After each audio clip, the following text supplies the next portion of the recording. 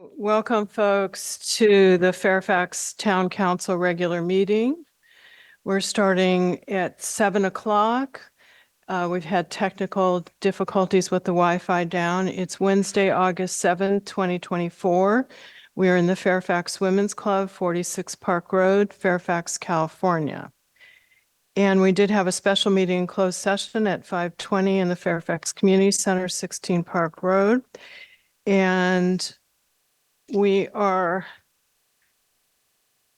opening the regular meeting, and it is a hybrid meeting, correct, Christine? Hybrid meeting at the Fairfax Women Club and via Zoom. And I'm calling to order, and if you'd like to join me, let's do the Pledge of Allegiance. Allegiance to the flag of the United States of America and to the republic for which it stands, one nation under God, indivisible, with liberty and justice for all. Thank you all. Let's do a roll call, and when we get to Vice Mayor Blass, she can explain her circumstances, and also noting that Councilmember Hellman is participating via teleconference from 22 Ocean Avenue, Dillon Beach, California, 94929. Madam Clerk? Councilmember Ackerman. Present. Councilmember Hellman. I'm here. Councilmember Catrano. Present. Vice Mayor Blash. I'm here, but only virtually, because I have an illness and I have COVID. Thanks. Mayor Kohler. I'm here. Thank you. And I'd like to get a motion for the approval of the agenda. So moved. I'll second. Okay, Madam Clerk, a roll call vote, please. Councilmember Ackerman. Yes. Councilmember Hellman. Yes. Councilmember Catrano. Yes. Vice Mayor Blash. Yes. Mayor Kohler. Yes. And I want to report out that there's nothing to report out from closed session. So the land acknowledgement, I'll go ahead and read it. The Fairfax Town Council acknowledges that we are located on the unceded ancestral lands of the Coast Miwok people of present-day Marin County. We honor with gratitude the land itself and all of its ancestors, past, present, and emerging. I'll go ahead and read the meeting protocol. The mayor shall maintain order at the meetings. The council and the audience are expected to refrain from using profane language and or ridiculing the character or motives of council members, staff, or members of the public, and to maintain the standards of tolerance and civility. Please turn off all cellular phones or place them in the silent mode. The town council will review the agenda at 10 o'clock p.m. to ascertain which items, if any, will be continued to another meeting. Any matter not started by 11:30 p.m. will be continued to an adjourned or regular council meeting unless the council votes to suspend this rule. Before I open it to presentations, I'd like to read something. Before we begin, and I'm going to do this before even open time.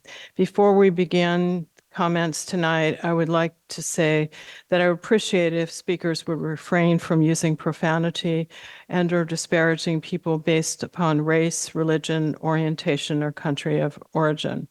While I'm aware that our ability to silence these type of comments is constrained by the Brown Act and the First Amendment, I'm asking that everyone please be civil and refrain from such disparagement in your comments. What I can do, however, is disconnect anyone whose comments disrupt the orderly conduct of our meeting and or absent appropriate findings are not under the council subject matter jurisdiction or are not germane to the topic or matter being discussed. Should I determine that an individual's comments are not within the council subject matter jurisdiction or are disruptive to the orderly conduct of the meeting, I will be disconnecting that individual from making further comments. As well, should we have any disturbances in the room that are disruptive to the orderly conduct of the meeting, I will not hesitate to take a break and clear the room. I will ask everyone in the room and on Zoom to remember what I just said before I take public comments on any of either open time or other agenda items or on the consent calendar. I'd also like to ask that people speaking during items of avoid being accusatory, abusive, or otherwise using uncivil language. People in town have told me that they are not participating due to some members of the public using this type of language. And I also mentioned that there's an email that came in from a member of the public, Bob Middlestat, who raised concerns about people being able to participate. So our real concern is quelling public comment, quelling people participating in these meetings, either on Zoom or in person. So with that, we'll go ahead and start out with our first presentation. And I'd like to welcome Stephen Torrance. He's going to do an informational presentation regarding the Office of Emergency Management, OEM services and preparations for disasters. Welcome, Stephen. Thank you very much, Mayor and Council. And also I want to say thank you to the staff here in the town of Fairfax for having us. As far as the presentation goes, we have a very short presentation just to highlight the collaboration between the town of Fairfax and then the county's Office of Emergency Management. I believe there is a slide deck. Can I just ask, Stephen, I'm not sure, it's a little hard to hear. Can you move the mic a little closer? Thank you. Yes. Okay, very good. Okay. Thank you. And then before we start, I just want to say, Christine Foster, you are a superwoman. You rock, as well as Damien, who's in the closet. You guys rock for putting together something and ripping something off to DPW's wall so that we could do this meeting tonight. Thank you. Appreciate everyone's patience waiting.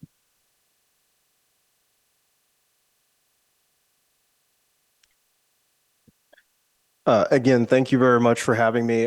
Stephen Torrance, Director of Emergency Management for Marin County's Office of Emergency Management. Today we'll be giving a brief overview of our office and the collaboration between the town of Fairfax and the shared services that we provide in conjunction not only with the town, but Ross Valley Fire Protection District and also the police department here in the town of Fairfax. Next slide, please. Generally, the Office of Emergency Management has gone over a significant shift over the last 2 years.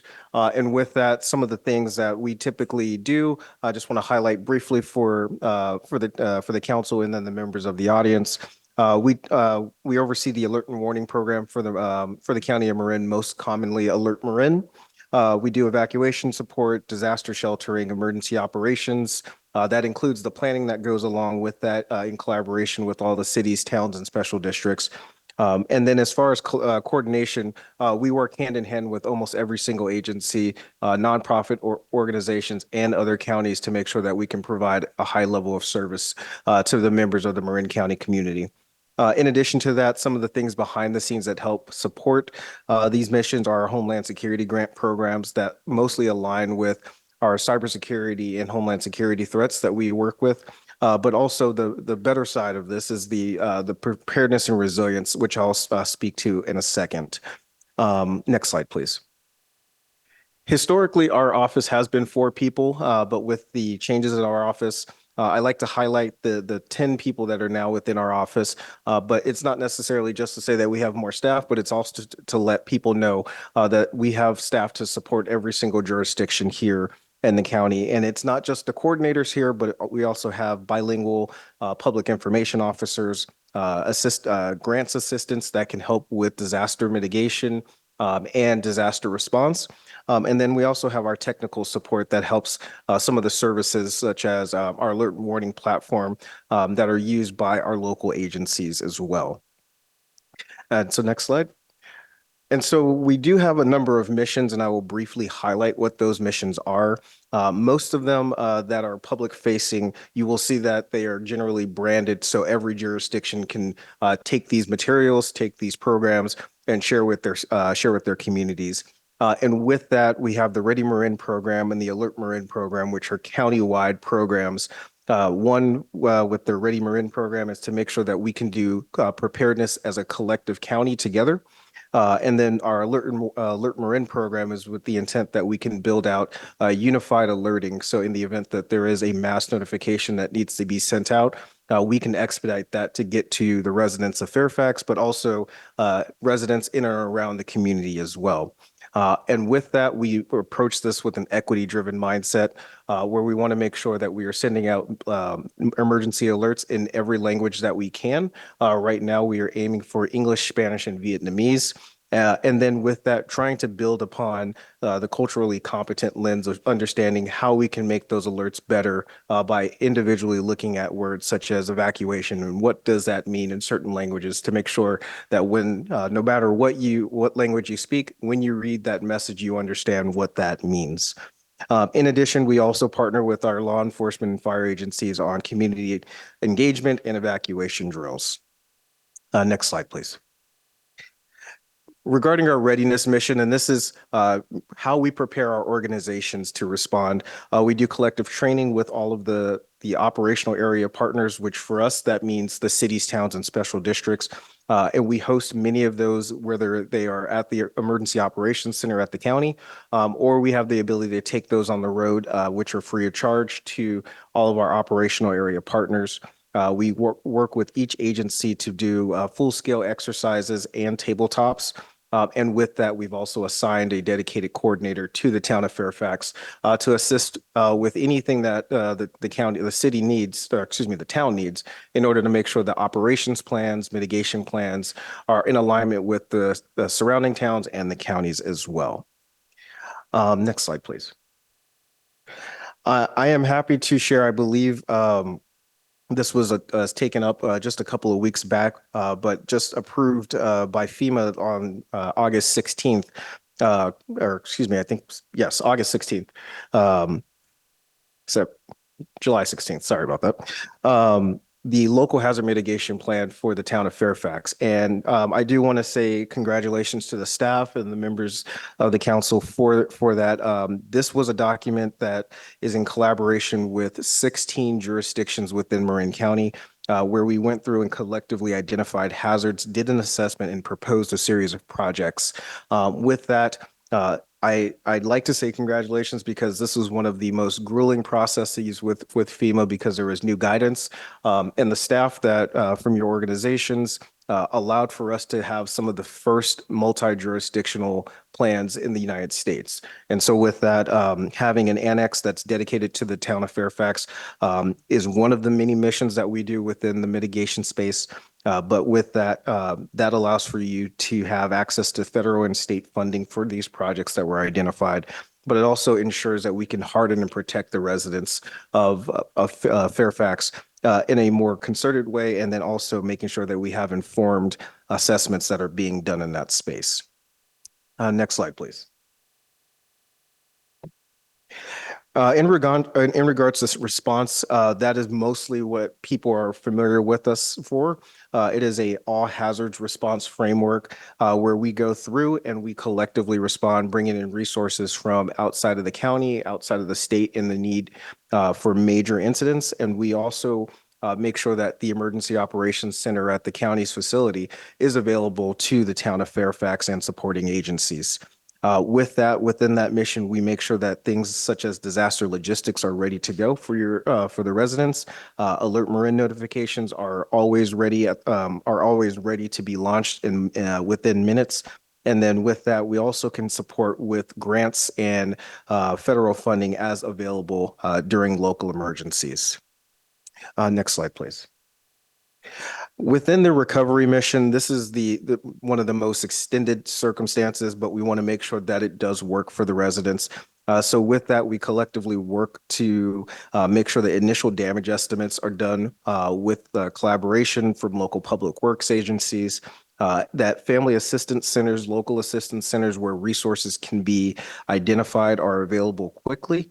And then that allows for us to ensure that public assistance by way of FEMA, Cal OES, and different agencies can flow into the town. And then also looking at economic recovery and reconstitution of government, as we want to make sure that in the event of any type of emergency, we can provide the support to restart those essential services as quick as possible.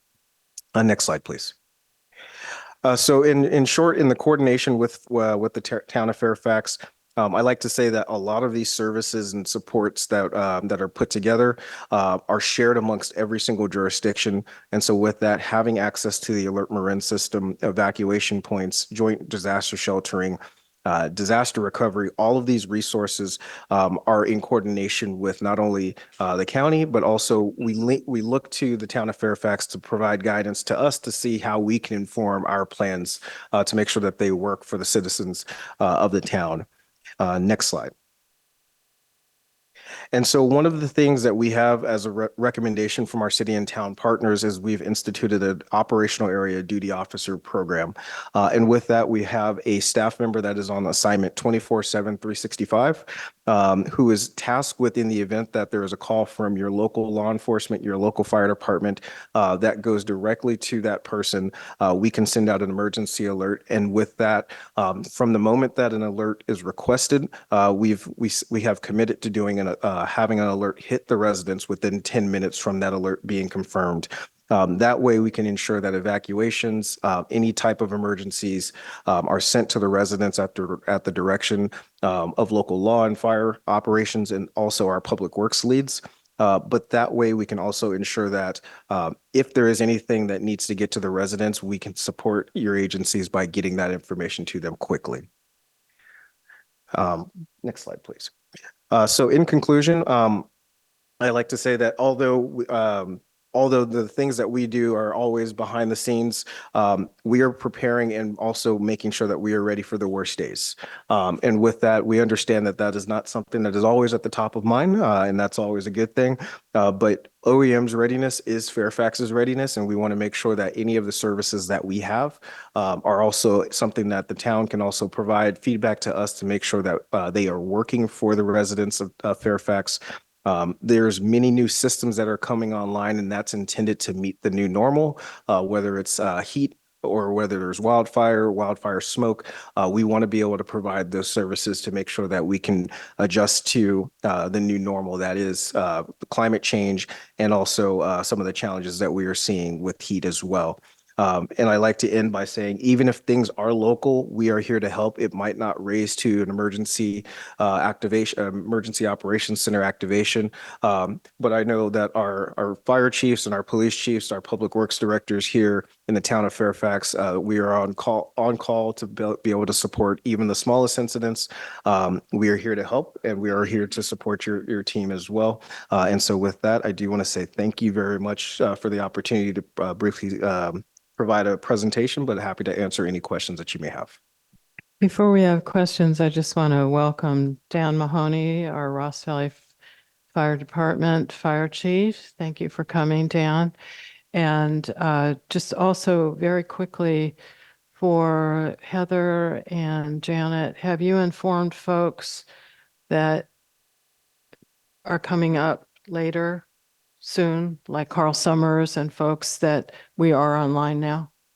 We are doing our best, yes. Oh, okay, because I think we also have a couple of bond folks, but okay. Oh, great. Okay, I just thought since we missed a half hour, some people may have given up. Okay, thank you. All right, questions for Stephen Torrance? Chance.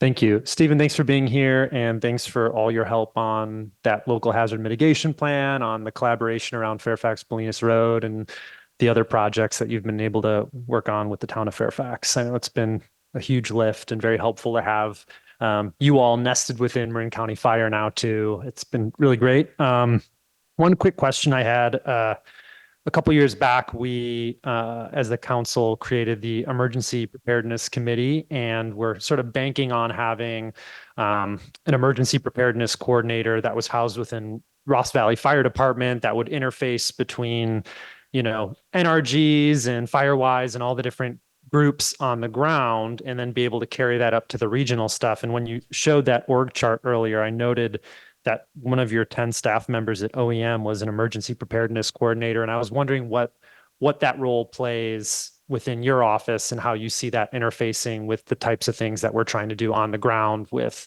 emergency prep, with the CERTs and the Firewise and the VOAD and the energy, all the different groups. So. Yeah.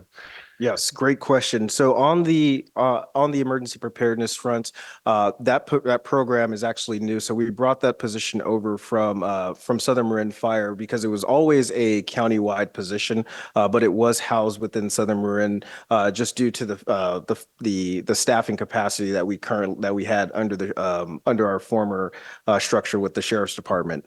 And so with that, we've gone through and we've brought that position in with the intent to make sure that there is a coordinated effort between all of the regional preparedness coordinators. And so with that, we recognize that there are multiple cities and towns that have their own. And then the emergency preparedness coordinator position that we have is first to make sure that all of those efforts are coordinated. So in the event that there is a CERT program, we want to make sure that CERT in one city is the same as CERT in the next. Those preparedness programs that are being put together, we want to make sure that every jurisdiction has the ability to not have to start from ground zero, but they can take something and build a template. And so the Ready Marin program it doesn't say the county of Marin because we want people to be able to take the materials and build upon that and then use the local regional coordinators to implement.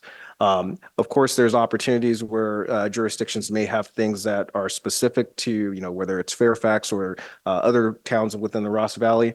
And so that's where we have a shared collaboration with everyone. But for the most part, the coordinator that we have is intended to just provide some guidance on this is where we'd like to go. Got it. The coordinator for coordinators, Yes. essentially. Awesome. Thank you. I have one more question. So we've seen on Fairfax Bolinas Road, like OEM come in and provide very valuable information about risks for different partner agencies or for evacuation from Stinson Beach or like things that add to what I would say is like the competitiveness for like federal monies. I'm curious, from your vantage point, we're later in the agenda, we'll be talking about a road bond. We're doing all sorts of things related to infrastructure in the town. What are you seeing out there in like state and federal government land as it relates to like, wildfire resiliency, climate resiliency, aging infrastructure, rehabilitation, funding, but from the like emergency preparedness side of things, not from the like competitive active transportation grant, but more from like this is like Sir Francis Drake, for instance, critical roadway for connecting East and West Marin and for fire, water, et cetera, and just commerce and everything. Like, are there, federal programs or state programs from your vantage point that may help a town like Fairfax get a little more work done? Yes. And so kind of high level at the state and the federal level, we are seeing a shift where people are starting to ask, should we be in the mitigation space more, or should we be just truly responding? And the collective answer is that we should be moving into mitigation more and more. As far as the hazard mitigation plan, as I mentioned, FEMA went through and they changed a lot of the requirements. And with that, we had to be very granular. We had to be very specific, not only just about the infrastructure, but about the people. And so with that, they're starting to look at the mitigation efforts and they're providing more funding for those mitigation projects. And they're putting a lot more weight on having accurate mitigation plans. They're starting to recognize that small business administration loans that are being pushed out after a disaster, they only help so much, but those mitigation projects are way more valuable to a community. And in addition to that, for instance, the Homeland Security programs, we're able to see that expanding a little bit more. So it's not just your traditional Homeland Security, but it is including community preparedness. It is allowing for us to do, small infrastructure projects. So the feds primarily are starting to see that there's opportunities in leaning forward. And so with the disaster with our analysts that we have, our goal is to make sure that all the cities and towns within the county are at the space where they're eligible for these grants, and then we'll provide the training and resources to make sure that when a notice of funding opportunity pops up, we get that out, and then we make sure that we can walk all the jurisdictions through to get those resources into the city. Awesome. That sounds like a extremely valuable resource, especially for the smaller communities in Marin like ours that can't keep track of all of the notices of funding opportunity stuff. So I really appreciate that. It's good to hear. And I just do want to add one thing. That is one of the core reasons why we approach this as a multi-jurisdiction hazard mitigation plan.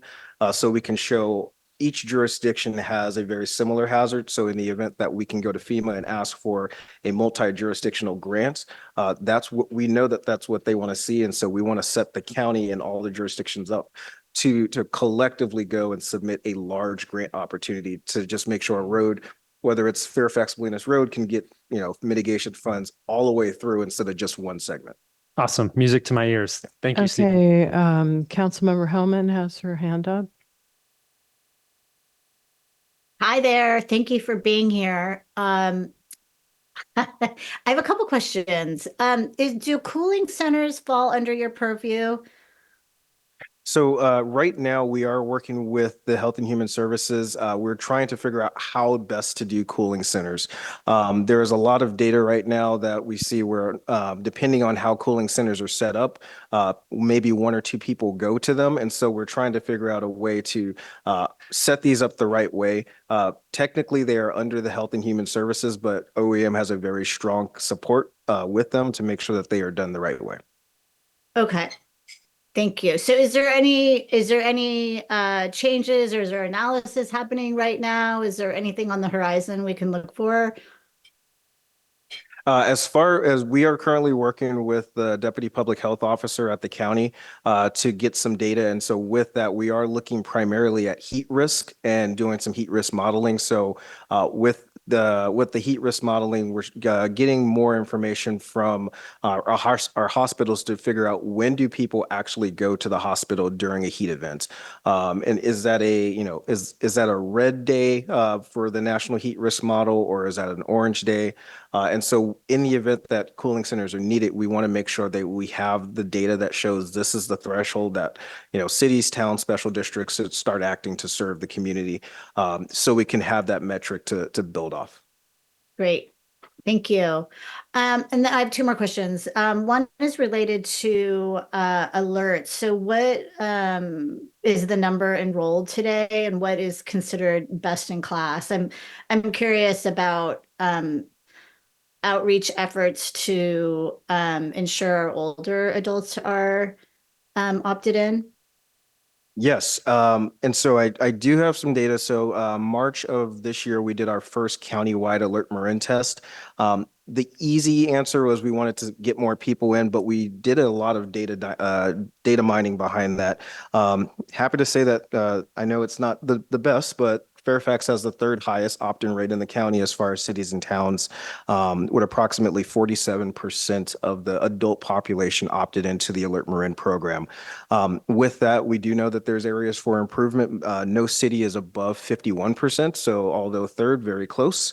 And so with that, the data behind that 47%, we've gone through and we're building off of the last census from 2020, where we're going through and trying to figure out what are the demographics for the areas with the highest and lowest population, and that will in turn inform our Ready Marin program and the community outreach that's associated with that. So it will inform if we go out to a specific location and we know that a majority of the community is over 65 and not opted in, we know that we need to make it easier for people to get into those systems. We don't want technology to be the barrier.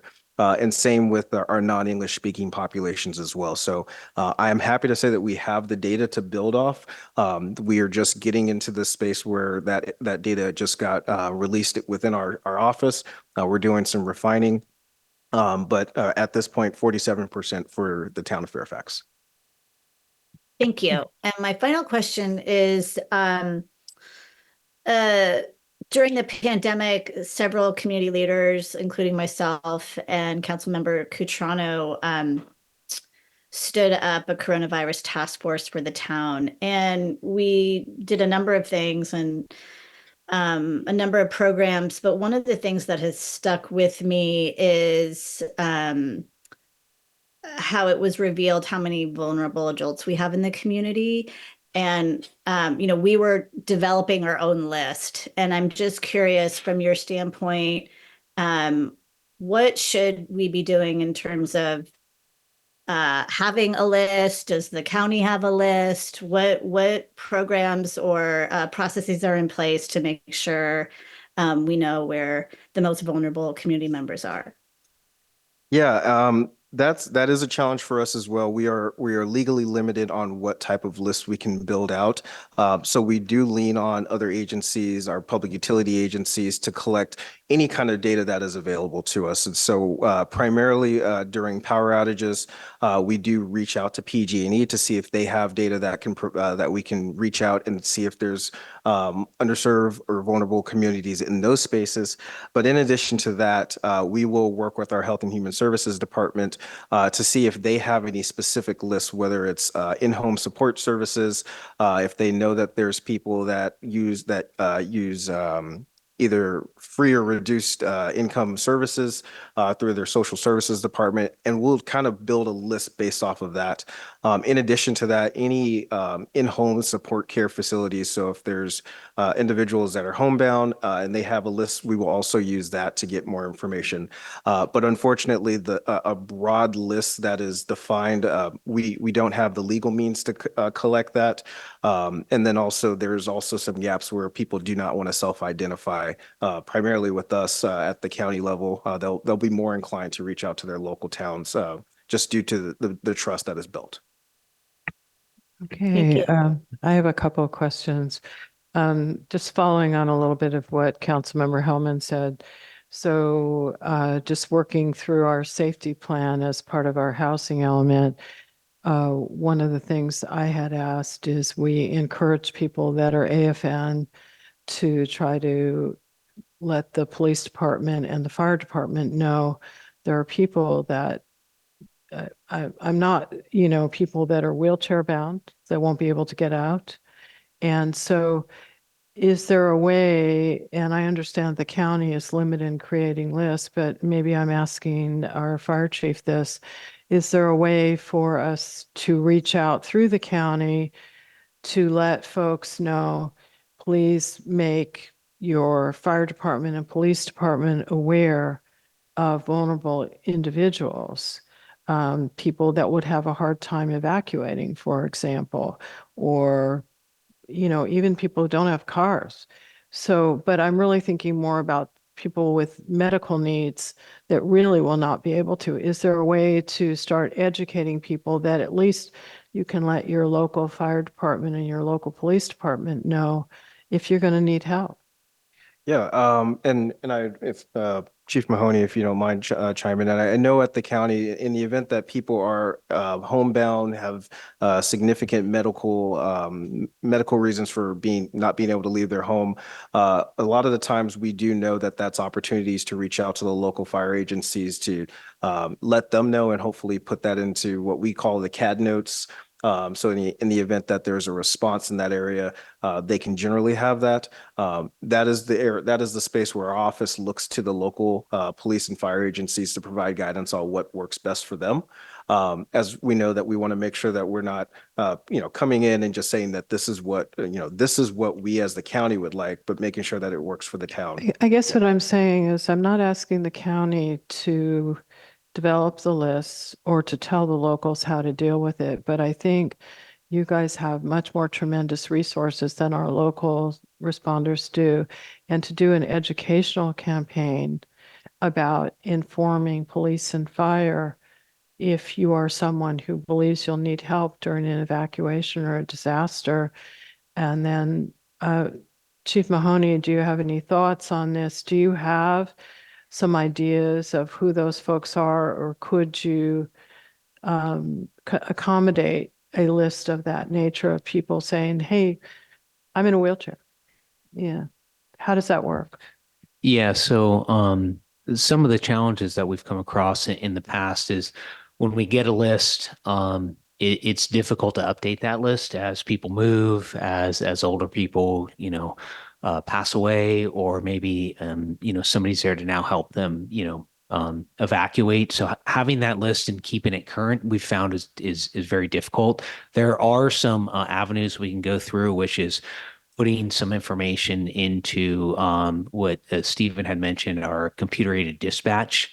But the ability to track, we service about 33,000 people for Ross Valley Fire Department. So, and that includes the automatic county areas that we respond to. So, one of the things I would recommend is that if somebody gets a notification or an emergency alert to evacuate, call 911 and let them know that I am not ambulatory, or I have a medical condition that does not allow me to leave my house. And if the call taker could take that information, and then quite often you would hear them on a fire stating that at this address, this individual is unable to evacuate. Okay. Now I have another question, and that is, we have a lot of dead zones in Fairfax for cell service. And perhaps I'm signed up for Alert Marin, everything, and I live in a dead zone. And when the power's out, there's nothing, because the only way to get my cell phone to work is Wi-Fi calling, which isn't going to work. So it's not about me. It's about all these people. When you have an alert about a true disaster, it's my understanding that there's some way for that to get through, even though your cell phone really isn't working. Is that correct? So we do have a couple of things, and we are working to fill those gaps on the dead zones. First, the thing that we stress within the county is with the Alert Marin program. We stress that if you know that you live in a dead zone, we absolutely need people to sign up for Alert Marin. And within that space, you'll be able to add and confirm different phone numbers. So in the event that you have Wi-Fi calling, the alert can still get to your device. But you won't have Wi-Fi calling if your power's down. That's my point. So So is there any way for an alert to get through, even just saying emergency? So in the event that we know that the power is still on, our goal is to make sure to send out those alerts before power goes out. So in the event that there is a public safety power shut off, we know that we'll have Right. just amount of time. So we have a plan to send out the alerts in advance. In the event that we know that power will go off, as far as the cell phone towers go, that's where we are stressing with our telecommunications companies to have battery backup there. But then we also have other methods. So NOAA radios are always an opportunity for us to send out. Those are independent of the cell phone towers. And then also making sure that in the event that there is a long-term power outage, that's where we make sure that there's opportunities for landlines to still be in use. And if there's a landline, making sure that there's a battery backup on the Wi-Fi if that is your last resort. We do have methods for sending out those notifications, but right now for the bulk of the residents, that battery backup on a Wi-Fi unit is the best last resort if your intent is to have it hit your cell phone. Okay. And then maybe you could briefly explain, because I think we have to move on, is I understand that each city and town has an emergency operations plan, as I convened the disaster council, and one of the goals was for us to update ours again. Now, the police chief has updated that with his staff, and we were intending to go forward and have, folks on the subcommittee, work on that. But I understand things have changed. Some of the laws have changed. So I understand that the county will be doing a real revamp of the counties, getting it up to date. And maybe you could just briefly explain some of those changes. And then you will work with each of the cities and towns. But ours is good to go as it is. It may not meet all the new requirements, but it's ready to go should there be a disaster today. But just very briefly, could you explain that? Yes, as I mentioned, the changes that happened with the hazard mitigation plan, FEMA and the state of California have enhanced the requirements for emergency operations plans. And those are specific to how administratively we will respond to an emergency, and then also through our emergency proclamations and ordinances, how we will actually implement those services. It does not technically go into the tactics that law enforcement and fire will put in place. To the second part of your question, that allows for us to truly respond to any type of emergency day in and day out. Mostly these are administrative and economic sustainability programs that are within the emergency operations plan. And so with the changes at the state and federal level, there are about 61 or 62 requirements of a new emergency operations plan. Most of them are administrative, and then some of them are also within the hazard mitigation plan, which was just adopted. And so as far as being able to work at the county, we are updating our plan, and we're kicking that off actually next week. And we're planning to have that plan adopted by the end of July 2025. Our plan is a lot more dense than because we have health and human services and things like that. And so our plan will take a little bit longer, but at the same time, we will be working with all of the cities and towns and special districts to update an annex that will be a part of that plan for a countywide project. And so today, I definitely will commit that the plan that has been in place at the county and the town of Fairfax will allow for us to respond at a high level to any type of emergency. What we're looking to do is making sure that we are aligning with the new requirements that don't preclude us from actually responding, but just being able to make sure that we can work with the cities and towns to make sure that the proclamations look a certain way and the procurement guidelines look a certain way as well. Excellent, thank you. So with that, I'd like to open this up to public comment. Everyone has 2 minutes.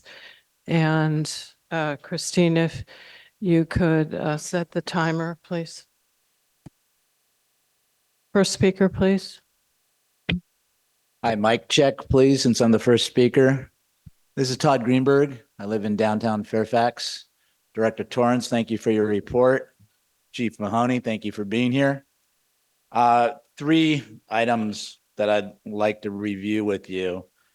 One is damage reporting enhancements that your predecessor, Woody, who managed the Office of Emergency Services, said was going to be enhanced in the future. Could you speak to what measures are being done on that? I'll go through, I'll name the 3, and then if council permits, I'd love to hear from you. Apparently the crucial thing there is that in Fairfax, not much damage reporting was done in the big storms where we got 16 plus inches of rain 2 years ago. So if it wasn't reported on a timely basis, nobody qualified, including the town, for FEMA funds. So it would be nice to know if that enhancement was being done so that in the future we could benefit from those hazards that we can't control. 2, Mayor Kohler just mentioned regarding her concerns on cell phone outages and power outages. There was an item pulled in our last meeting here that was from PG&E that showed over 100 power outages in each of the past 2 years and 30 plus this year. You're talking with PG&E, but what are you doing? What can you do to enhance the power stability here? Because this year and each year prior, some of the metrics are going the wrong way. 3, fire hazard mitigation. I've spoken to this town council before, and I spoke to the Ross Valley Fire Department board with town council member Catrano and town council member Hellman present on June 12th, close to 2 months ago. And nothing's been done since. It hasn't even been brought up publicly about the increased fire hazards that this town council's policies have created. Thank you. Thank you. Okay, we're not answering questions. Thank you. Are there any more speakers in the room? Mark Bell, Fairfax.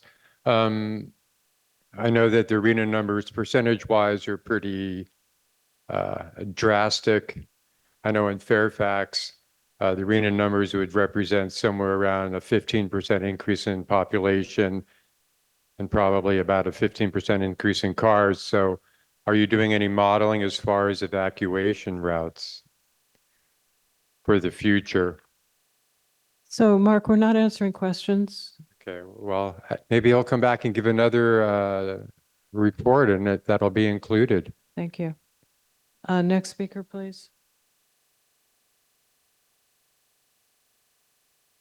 Cindy Swift, part of the Cascade Canyon Firewise Steering Committee. We recently had a community event about a couple weeks ago. Question came up related to what Mayor Kohler said about a list of access and functional needs folks and having police or fire have those. And I think back in the day, we may have had something like that with the police department years ago. A question came up from a community member that was concerned about getting her husband out. I think our fire representative said the best thing to do is to call 911 if there is an issue. But what we talked about was the better thing to do is to have that preparedness in the neighborhood so that neighbors to that individual know that they have somebody who has issues getting in and out of the car and doing that kind of preparedness before an event. Because frankly, I'm not sure that, if we had to evacuate, that calling 911 in the middle of an immediate evacuation is going to do anything necessarily to help that woman get her husband out in a timely fashion. So what we try and promote is that neighborhood resourcefulness.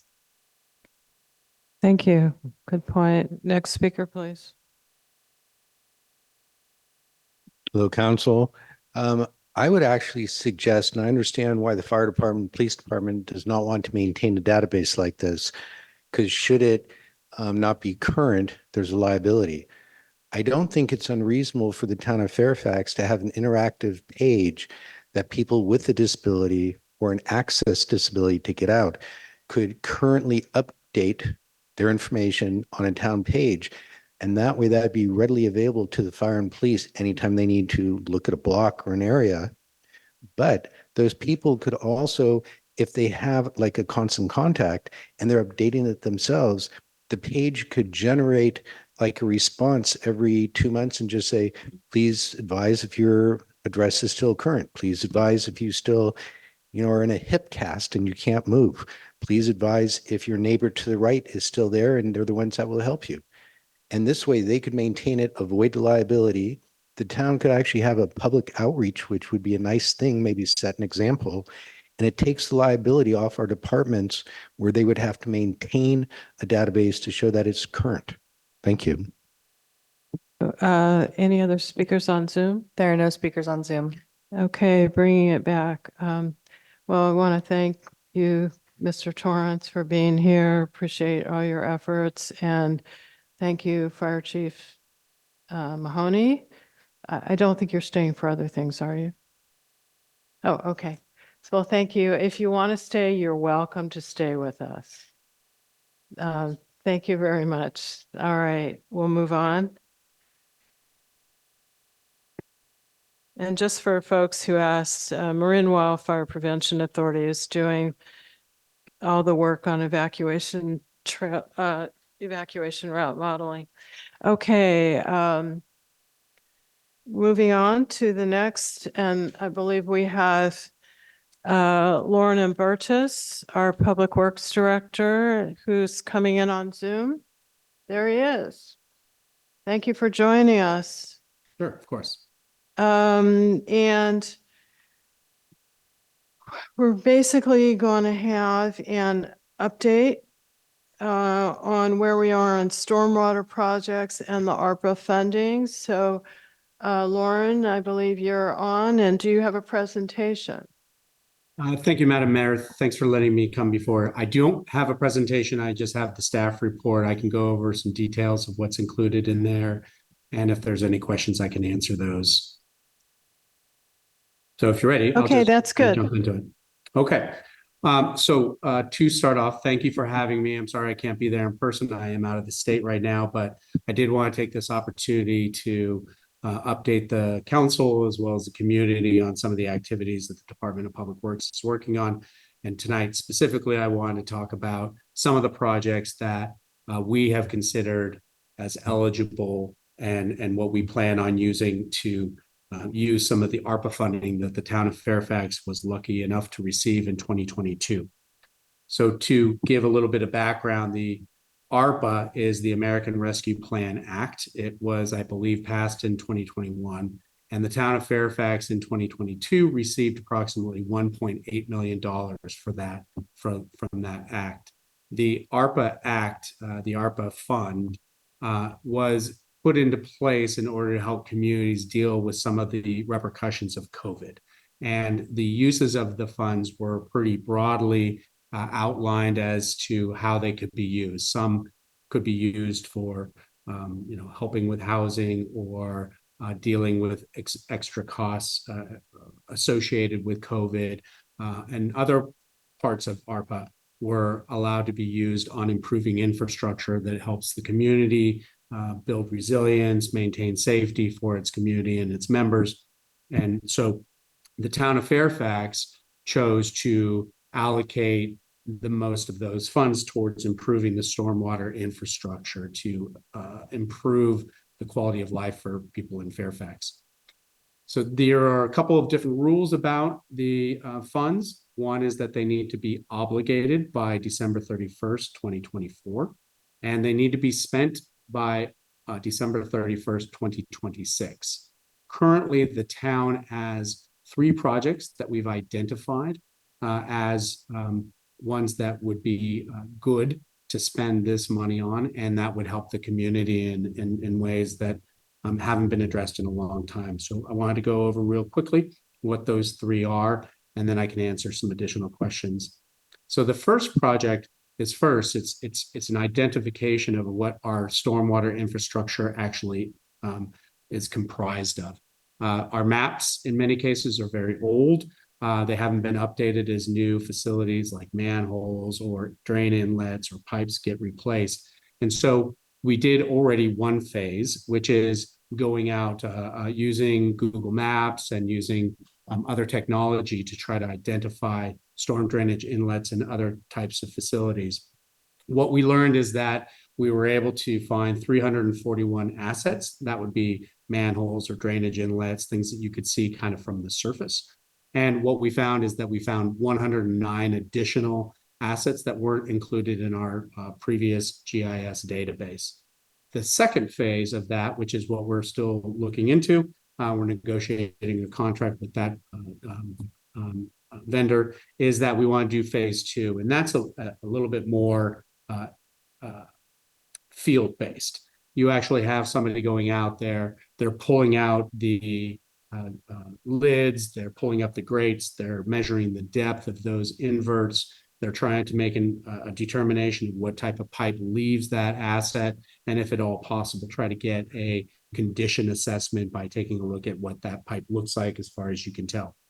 This is all important because it helps us to start planning on eventual replacement, repair, maintenance costs, things like that. So that's part of the generation of a stormwater master plan, if you will. So that's one project that we're currently working on.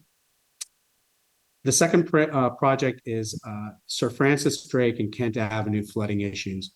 Now, I've been in Fairfax only a couple of years right now, but in both of the last seasons, when we have a significant storm event, there's a lot of water that comes off of the hills around Sir Francis Drake and Kent and also Willow.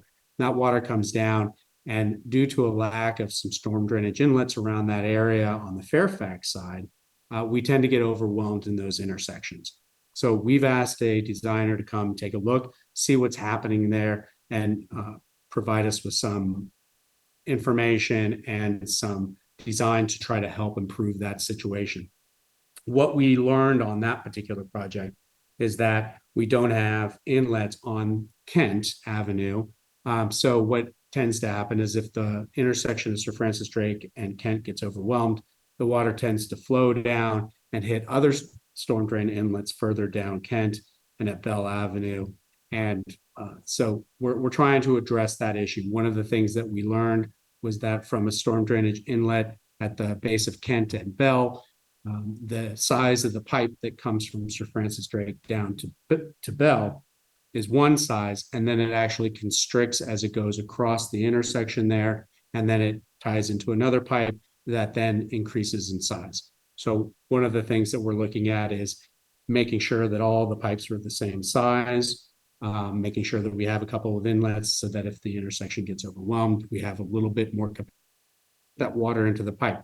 I should make a note that what happens is all the water eventually makes it down to the creek and eventually makes it down into storm drainage inlets. But what happens is it gets overwhelmed up at the top. What we're trying to do is capture that water that will ultimately make it down to the creek nonetheless and down into the storm drains that are further downstream. But we're trying to capture that on the front end before it gets all the way down into those intersections.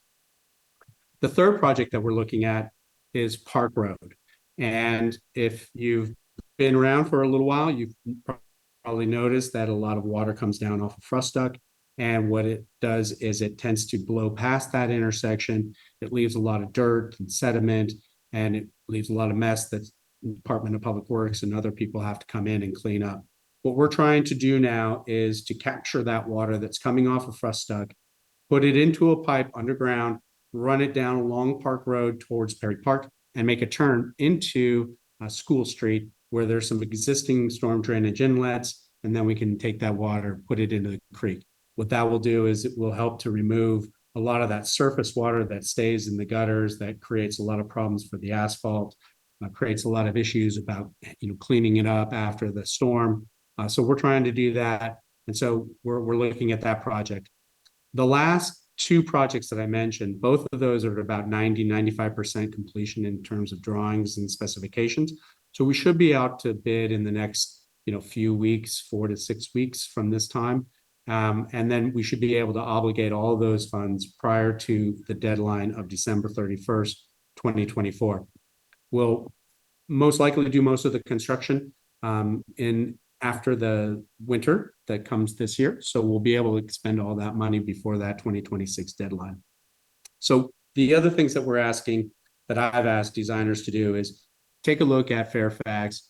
Are there any other opportunities that we can use to try to use this ARPA funding, but also to improve our stormwater infrastructure? And some of that involves putting in trash capture devices at various locations that will prevent trash from getting into our creeks. That's one of the requirements of our stormwater permit.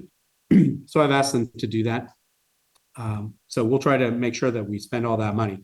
However, the three projects that we've identified that I've just described, the cost of all those three projects, if you put them all together, is approximately 1.8 million. We've already expended some funds. I believe Michael can talk about that, because I believe those funds were obligated prior to my arrival. And I believe some of it was put towards existing storm drainage projects that we're working on, including the Rock Ridge Storm Drainage Improvement Program. So we certainly have enough project right now to expend all of those resources that we receive from the federal government in regard to that ARPA funding. So that is about it. If there's any questions about these specific projects or anything else regarding the ARPA funding, I'm happy to answer any questions. Okay, any questions of staff? Councilmember Catrano? Yes, just one quick question, Lauren. These projects all sound great and are in keeping with, I guess, what we've been privy to over the last couple of years about how we might spend the remaining ARPA dollars. Just quick question on the Park Road stormwater management piece. I know previous iterations of thinking about how we move that water off of Park Road, both recommendations from the tree committee, from Ray Moritz, the town arborist, and a couple of walkthroughs we've done down there. We had discussed the possibility of trying to get some of that water into Perry Park to keep those redwood trees, moist and hydrated and things like that. Is that something you're still looking into, or was that like prohibitive? And so we're deciding to just move all that water to storm drains on School Street. Thank you for that question, Councilmember Catrano. So the answer is yes, we're still considering those options. The conversations that we've been having, as you mentioned, we're trying to capture some of that water so that we could charge the Perry Park Redwood area. The unfortunate part is that when there's a significant amount of rain, the redwoods are receiving as much water as they need. The challenge is holding that water for those times when we really do need it. So the idea of putting in a cistern or something similar is something that we've considered.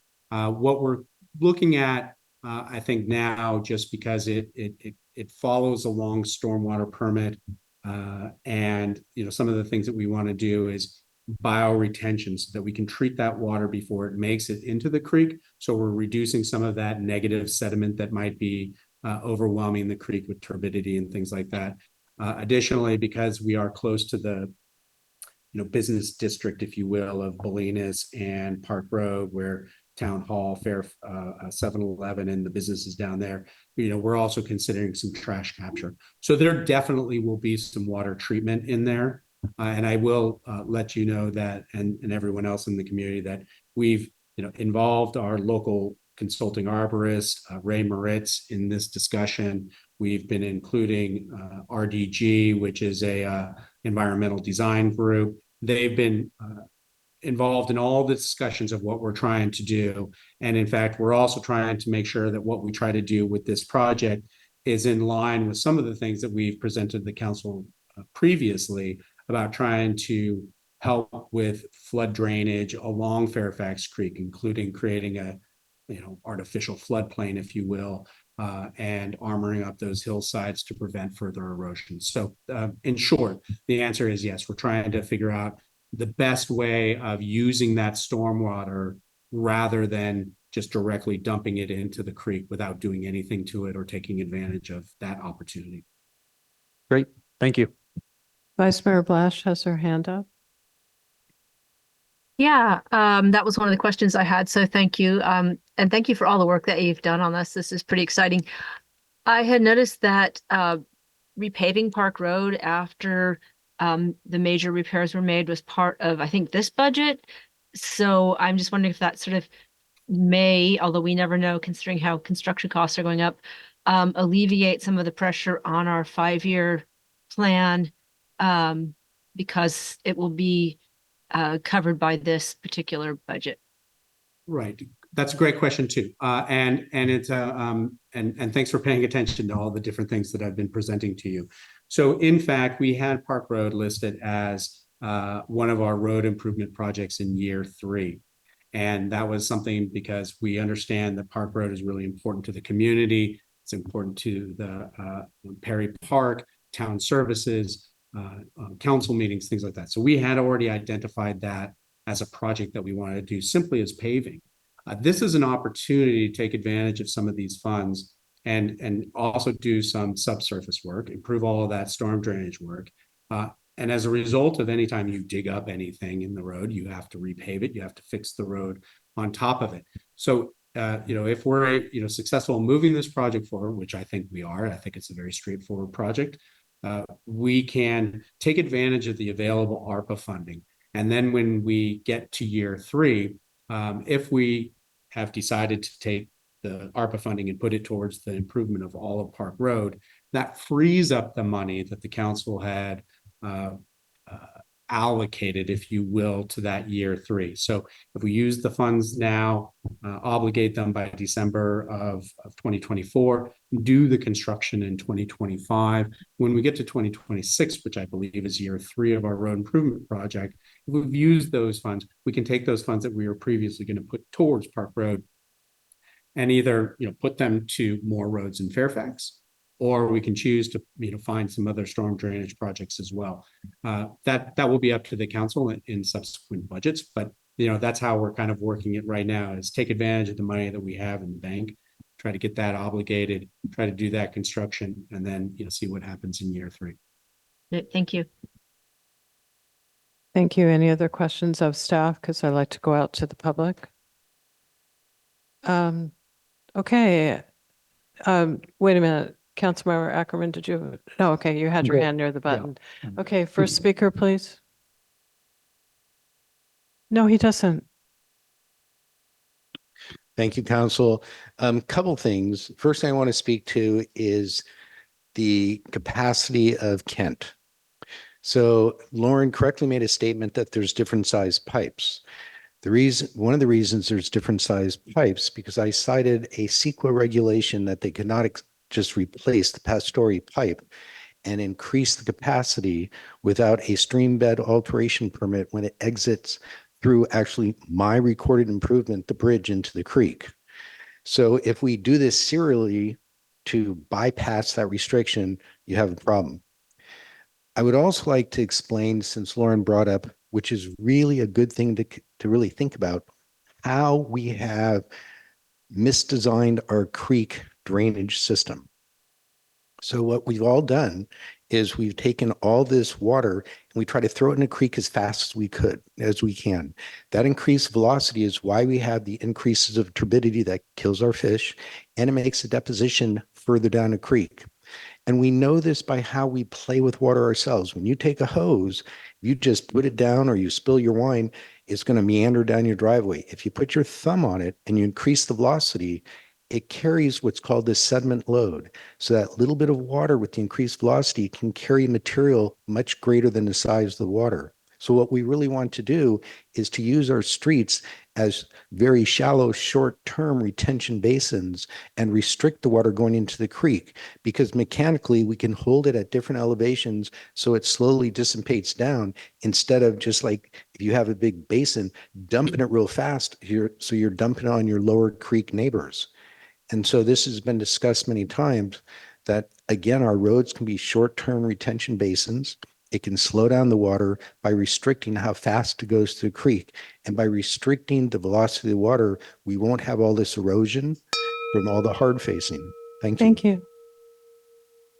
Are there any other speakers in the room?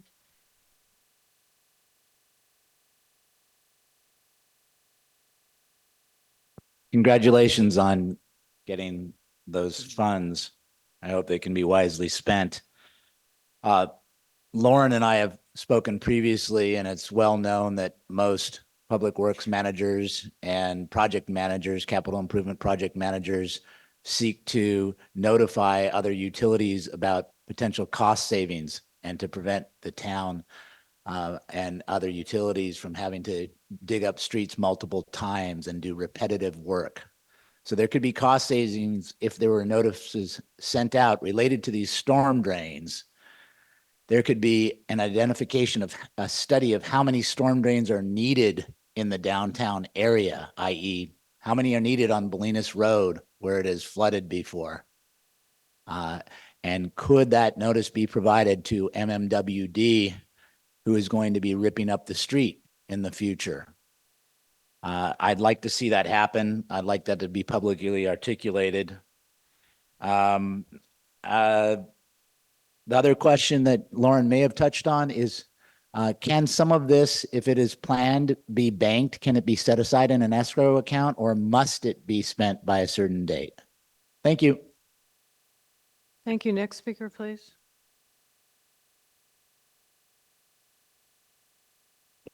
Hi, Kathy Flores, Fairfax. I'm actually concerned about, it's not one of the three sites. It's behind our house on Taylor Road, I guess. It's where Lori Kramer lives. And a lot of the tenants from the Bennett house use this street. I've sent pictures before. There were so many big potholes. I mean, it was crazy. I think they put new pipes under there, so the potholes have been fixed, but there isn't any storm drain. So the water is coming down from Roca, and there's another street I can't think of, and Taylor, and it goes down Taylor Drive in front of her house. She floods every year, goes down her, and she has sandbags, but there's no drainage. And I think, spoke to Lauren about this. Her name's Lori Kramer, and it's not on the list. And I think it's important. So something to look at. Whoops, sorry. Thank you. Any other speakers in the room?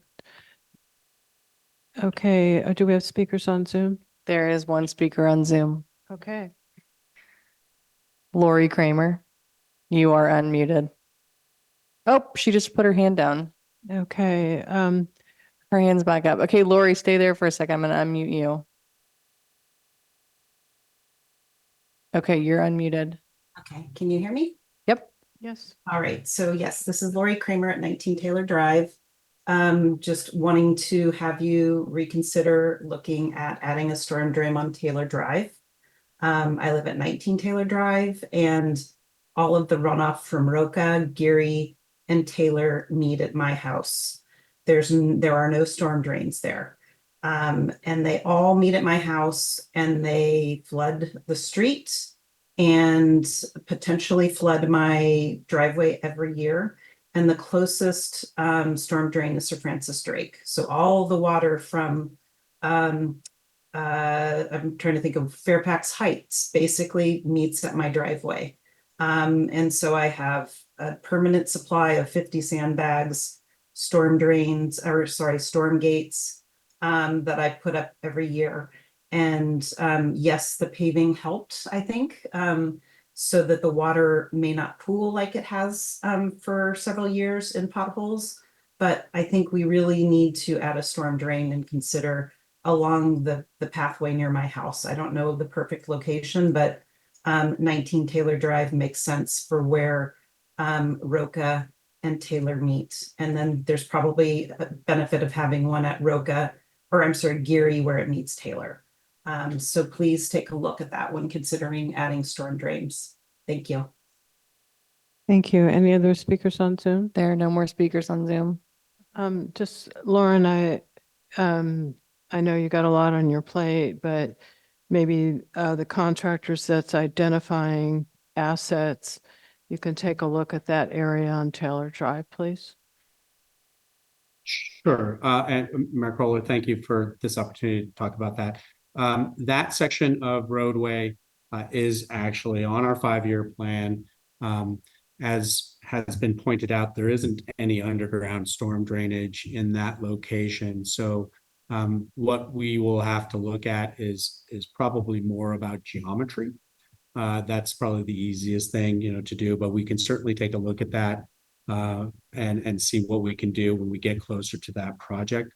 Recently, what did occur is that Ross Valley Sanitary District did improve their sewer system along Taylor and going up Rocca. And the benefit that we received from that is they did a significant amount of patch paving after they were done. That helped to alleviate some of the issues with the road surface. But going forward, what is apparent to me is that there is an issue there. And so when we get closer towards doing that portion of the road improvement project, we'll certainly take a look at the improvements at that time.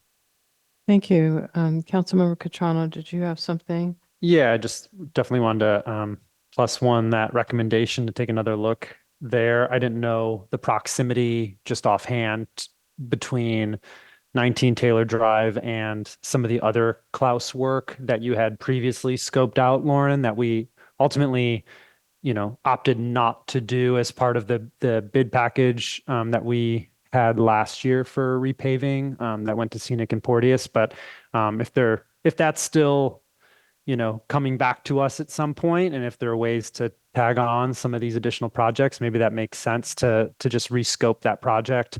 And then two other quick things, just general comments based on public comment. One, I just want, I think Michael McIntosh was spot on how we slow water and the need to slow water. And that's why I think some of those bioretention things, to the best of our ability, where we can utilize that or other, nature-based solutions or green infrastructure, as opposed to just, more cement and getting stuff in channelized places. I think all of that increases velocity and wear and tear on infrastructure. So the more we can do to slow that water down, I think the better. And then the third thing is someone asked a question about if we could bank the money. And I believe, we received 2 tranches of ARPA dollars in 2021 and 2022. And I think, Lauren, you can correct me, but I think you said we have to obligate that money by December 31st of this year, and it has to be spent by December 31st of 2026, correct? I'm certainly no expert in federal government funding, but having spent about an hour going through the ARPA document, that is my understanding. We have to be under some form of under an obligation, which is essentially a contract. We don't have to spend that money until 2026, for instance, if it was a large project that had to be done over time. So you have to be in contract. You have to have that money obligated by December 2024. We have some time to then spend it, But my understanding is that any funds that are left over by 2026 that have not been expended have to be returned to the federal government. And we learned that when the ARPA dollars came in, so there is no wiggle room there. Yeah. Do we have, I'd like to close this out because would like to move on. So let's move on to our next item. And here we have, Thank you, everyone. thank you, Lauren. Thanks Thank you, for Lauren. joining us from you, Lauren. your trip. We really appreciate you taking the time. Have a Thank you. wonderful evening. So our next item, we're not ready yet, Michael Ardito, but thank you. We're glad you're here. Is to approve a maintenance agreement between the town of Fairfax and the Marin County Open Space District for routine trail maintenance on the Wall property and a few other things, and authorize the town manager to execute the agreement. What? Oh, I'm sorry. I'm sorry. I'm jumping ahead. Okay. So I would like to open time for public expression, and this will go on for up to 30 minutes. It's 8:15, and then we will move it to the end of the agenda, what we didn't finish. And what I'm also going to do is allow 15 minutes in the room and then go 15 minutes on Zoom. So this is the time to address the council on matters not on the agenda. All comments are limited to 2 minutes. The council is not permitted to take action, and state law strictly limits the right of the council to discuss any unagendized item. Government Code Section 54954.2. If there are still raised hands after 30 minutes, open time will be continued to the end of the agenda. So thank you, Michael Ardito. I thought you were here for the next item. I may be here for that as well. Michael Ardito with the Fairfax Open Space Committee. I'd like to remind everyone that the Fairfax Open Space Committee will be celebrating its 20th anniversary here on Saturday, September 7th from 5 to 9 p.m. So you're all invited. Please mark your calendars. And also, we're hoping it may be a double celebration because we are on the trajectory for meeting our goal soon, next month or so, for the $2.9 million fundraising for acquisition of the Wall property. So we're hoping it'll be a double celebration. The other thing I wanted to mention is that next Tuesday, Sansoma Open Space Committee member Brian Crawford will be giving a presentation about his new book about the Fairfax Bolinas Road. He wrote a whole book about the history. He will be giving a presentation at the Elks Lodge for the Marin History Museum next Tuesday, August 13th at 7 p.m.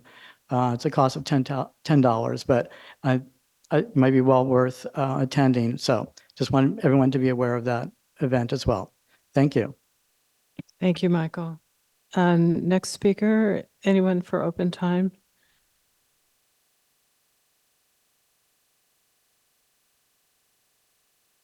Hi, Todd Greenberg, downtown Fairfax. I seem to be missing a public comment that I submitted, but perhaps the deputy town clerk can tell me whether it was posted later, related to the town manager's report not being a written report and the items on it not being agendized, so nobody knows what is coming. And I'd like to add in that the meeting minutes frequently are not reflecting the Okay, record. the minutes are later for consent calendar. But Thank you. this applies to that. Okay. Thank you. Okay. And I'm not done. If you, okay, go ahead. I'd like 15 seconds back, please. Go ahead.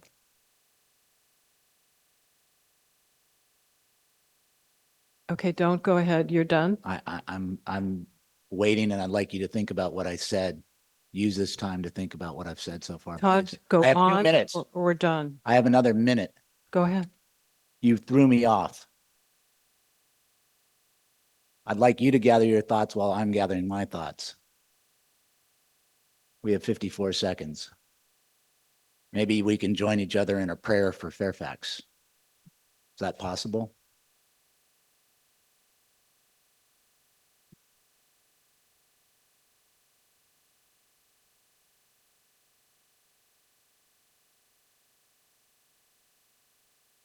This is how most of us feel when we are stifled and told not to speak. This is why many people don't come to the meetings, not because they're scared off by other people, but they're scared off by you. They're scared off by other council members and comments and the hostility that has been created in this town by this town council. I find it incredible that you disparage people the way that you do. Thank you. I want to remind folks that your comments have to be submitted by 3 o'clock in the afternoon to be included in the packet that will be sitting on the safe. Comments submitted after that time, of which that comment was, will be posted tomorrow. Thank you. Next commenter. Thank you, council member.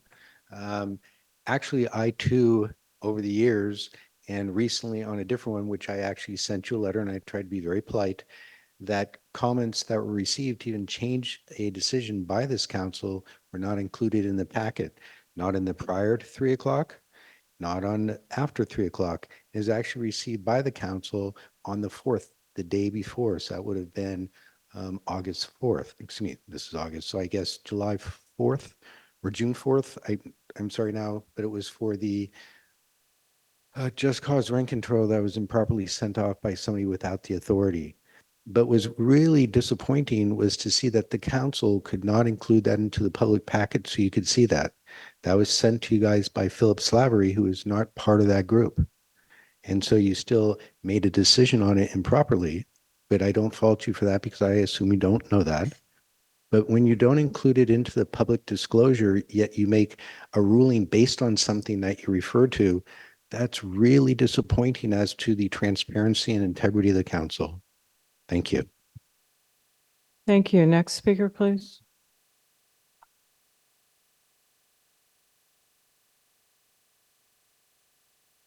This may be too late because I should have said it when we were talking with Lauren about the streets.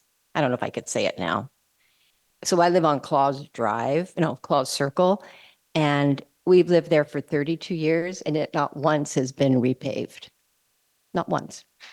We've had potholes fixed and now there's tremendous amount of potholes. And I've written to you guys about my grandson falling over twice, riding a scooter. It's a 3-wheel scooter, not a single. Wearing helmet, hit his head. He was fine. The other one, he really scraped up his elbow.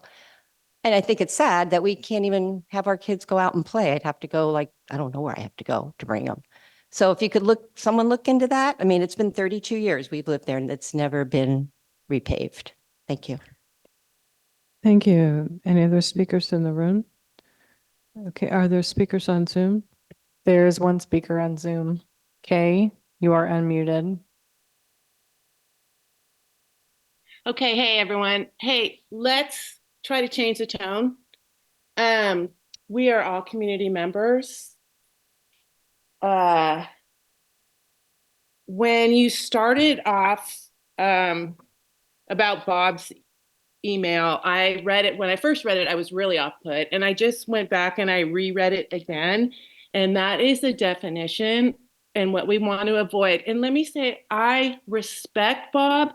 I appreciate everything he's doing with the e-bikes, but the email was the definition of disparaging, personally attack people, called them mentally ill, a child. I mean, I'm sorry, it's getting me. I didn't even want to feel like this. Okay. Anyway, the Brown Act allows people to criticize the town council. It's encouraged. You can criticize, you just can't personally attack people. I could read it to you, but I'm running out of time. I appreciate that I know I can't name people. I appreciate that people speaking are calmer and kinder. And Barbara, I adore you, and I really adore you. You just jumped all over Todd. You let Kathy Flores talk on the same comment on, that was an agenda item, and she already spoke on it when it was. You jumped on Todd. These are our community members. We need to listen to them. We are not going to quell them, and we're not going to turn down the mics. We're going to work together. Come on, you guys. Todd, Mark, Mike, you got great points. Chance, Stephanie, Lizel, Barbara, Bruce, you're good people. You want to do the right thing. Let's come together. Thank you. Thank you, Kay. Any other There are speakers? no on- more speakers on Zoom. Okay. Closing open time. Let's not. I just have one comment. Okay, go ahead. Just for Kathy, our 5-year pavement management plan does have Klaus Drive and Klaus Circle on year 4 currently, but just wanted to let you know. Okay, thank you. Let's move on. We are now on the item I started way too early, which was approve a maintenance agreement between the town of Fairfax and the Marin County Open Space District for routine trail maintenance on the wall property and authorize the town manager to execute the agreement. Before I kick this off to Heather Abrams, I also want to mention that we have Carl Summers from Marin County Open Space District on Zoom, I believe. But just to mention briefly, to remind you all that Councilmember Cutrano and I have been on a subcommittee working on the wall property with the complete cooperation of all members of the council. And we've worked very closely with Marin Open Space Trust. On this particular agreement, we worked very closely with the county, and we're very glad to see this partnership coming to fruition.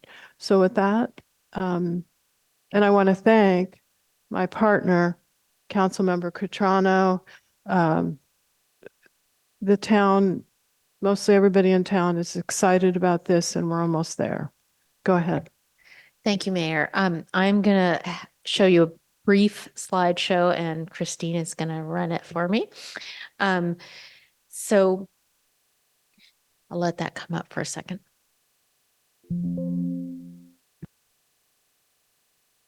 It's really brief, actually.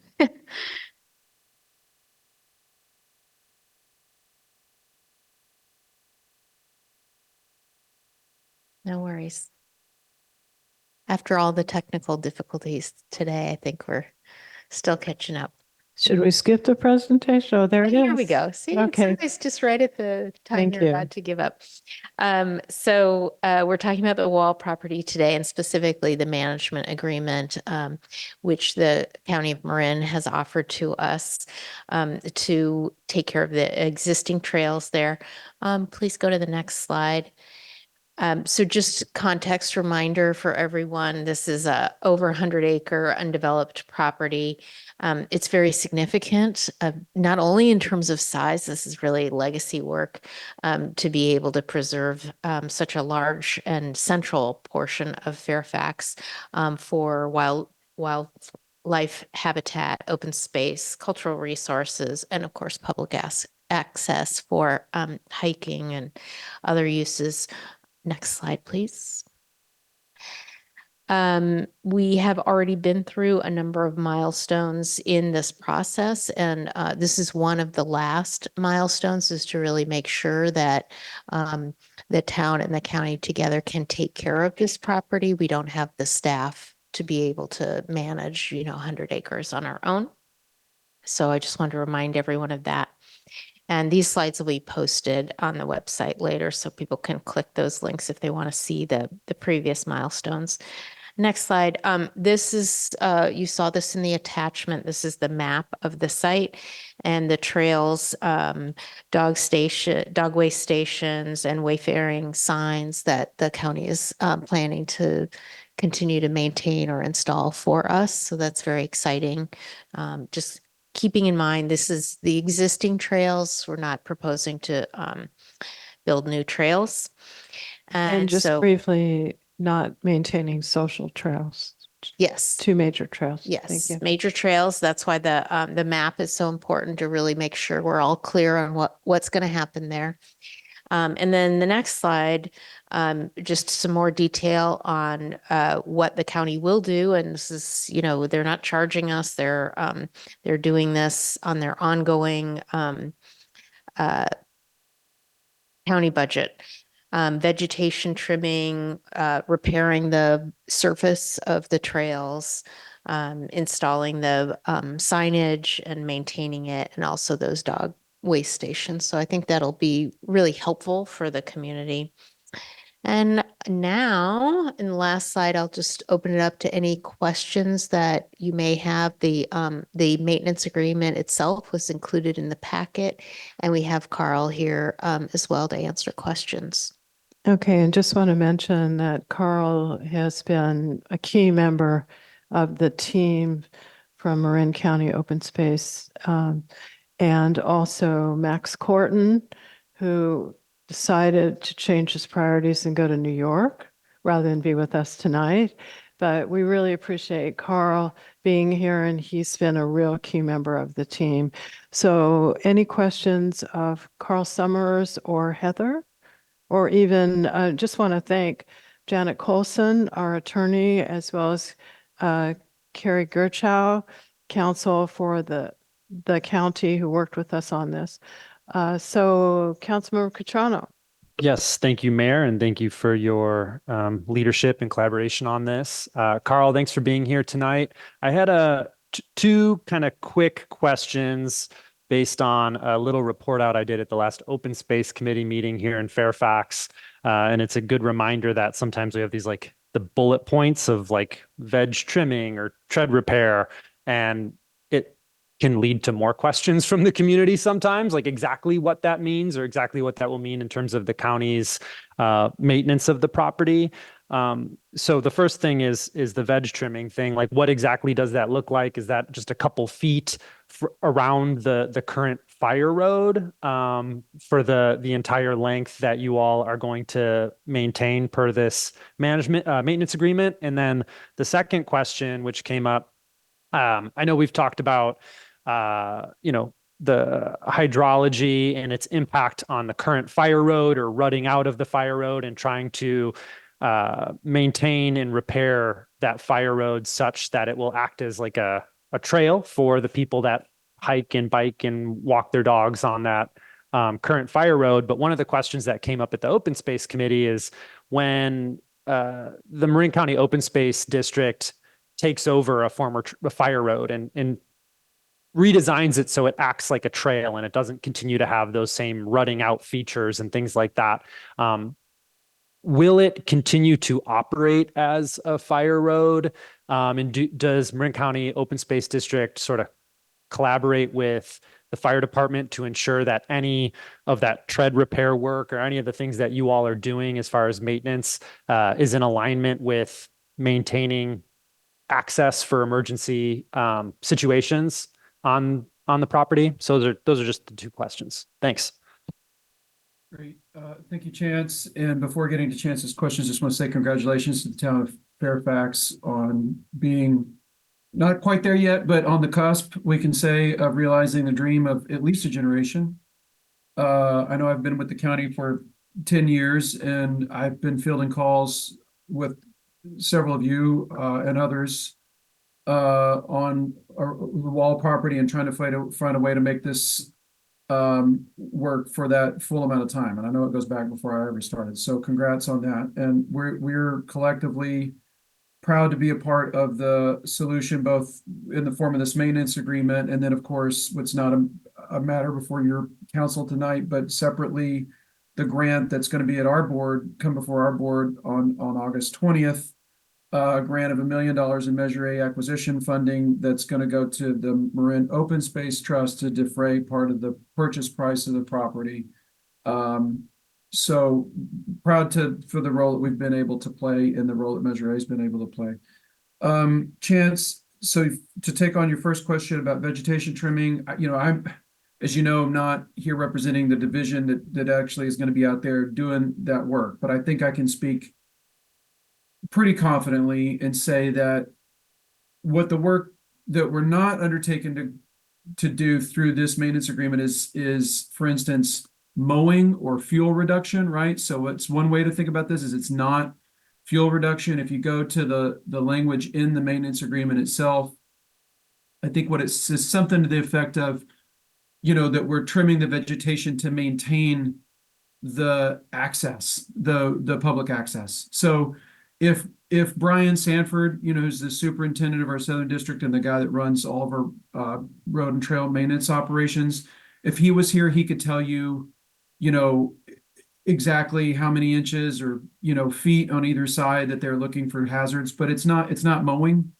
It really is about the tread of the road itself, and maybe then a little bit on the edges where that is intruding into the road, what we're calling a trail, but I think in most of these cases is actually a road. So and as that relates to trees, I think what it says is fallen trees or limbs. And so that's, clearing the path of travel for those fallen trees and limbs. I mean, I guess if there's a limb that's really, intruding into the space and it's not fallen, then we would take that out too. That's part of vegetation trimming. The hydrology. So you really, I guess your question, to answer your question at face value, you kind of pose your question about the way we do this work on the reconstructive maintenance work on our lands, on fire roads and facilities as they're encountered on our lands. Do we work with the fire departments in designing those reconstruction projects? And I'm a little bit unclear, we do two kinds of reconstructive maintenance. Well, there's reconstructive maintenance, which maintains the fire road as a fire road, but improves the hydrology on it such that, when people say that it becomes hydrologically invisible. So that's outsloping the road and installing rolling dips. I mean, that's typically the way that reconstructive maintenance work is done. And so that what you end up with is still a road, but it's a road that has better hydrology and manages water better. That is absolutely, of course, yes, done in coordination with the fire departments and all the other emergency responding agencies. And that's part of the whole reason that we do it, is because if we didn't, and for the decades that we did it, those roads were becoming increasingly impassable in places on our preserves. There's the other kind of reconstruction that we do on fire roads sometimes on our own lands, and that's a road to trail conversion. That has the whole objective of narrowing the road to a trail width facility. We only do that. We haven't done that very often. We don't do that very much. And we only do that after a lot of coordination with the fire departments and other emergency responders to make sure that that facility is redundant and that it's not required for emergency response. So that's to answer your question about how we work on our own lands when we're really undertaking to reconstruct something. I want to be real clear, though, that the subject of this maintenance agreement, and this is pretty clear in the maintenance agreement, is not that kind of reconstructive surgery, right? So what the maintenance agreement that we're entering into here today addresses is, it's tread maintenance and it's maintaining existing outsloping on those roads where that exists. And it's maintaining, I don't even know if there are rolling dips out there, but we do say that anywhere that there is a dip or a water control feature, that we'd be maintaining that and the functionality of that feature as it exists. And, but it's not going out and doing, these are really pretty ambitious projects when we undertake these really reconstructive maintenance projects. It's not undertaking the planning and the design, to come in and to install rolling dips or to totally regrade a road or stretches of road as they're encountered right now on the Wall property. Thank you. I think that was like very comprehensive and clarifies, I think, for myself and also for the public and the open space committee that it's not this sort of grand conversion of anything, but really it's maintaining the integrity of the current fire road that exists that will be used for public recreation use and enjoyment. So thank you. And Carla, it's my understanding that along with the Measure A grant on August 20th, the county will also be taking up this management agreement, correct? That's right. So the piece of paper you guys are going to sign tonight or tomorrow, whenever it is, will be taken to our board on August 20th. August 20th, right? That's right. Okay, thank you. Any other questions of Carl or Heather? Seeing none, I'll open this up to public comments. Reminder, 2 minutes, folks.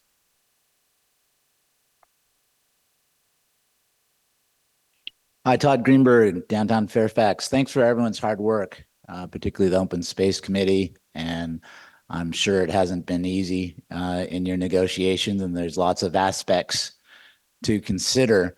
I want to make note for the public record that I have written into the Fairfax Open Space Committee and provided them with an extensive list of questions that remain unanswered.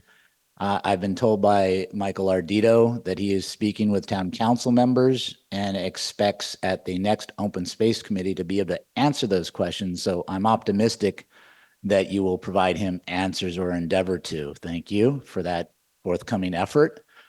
Additionally, let's see. Critical in this report, pardon me. Nice report, but it's missing one item unless I missed it. It's always possible.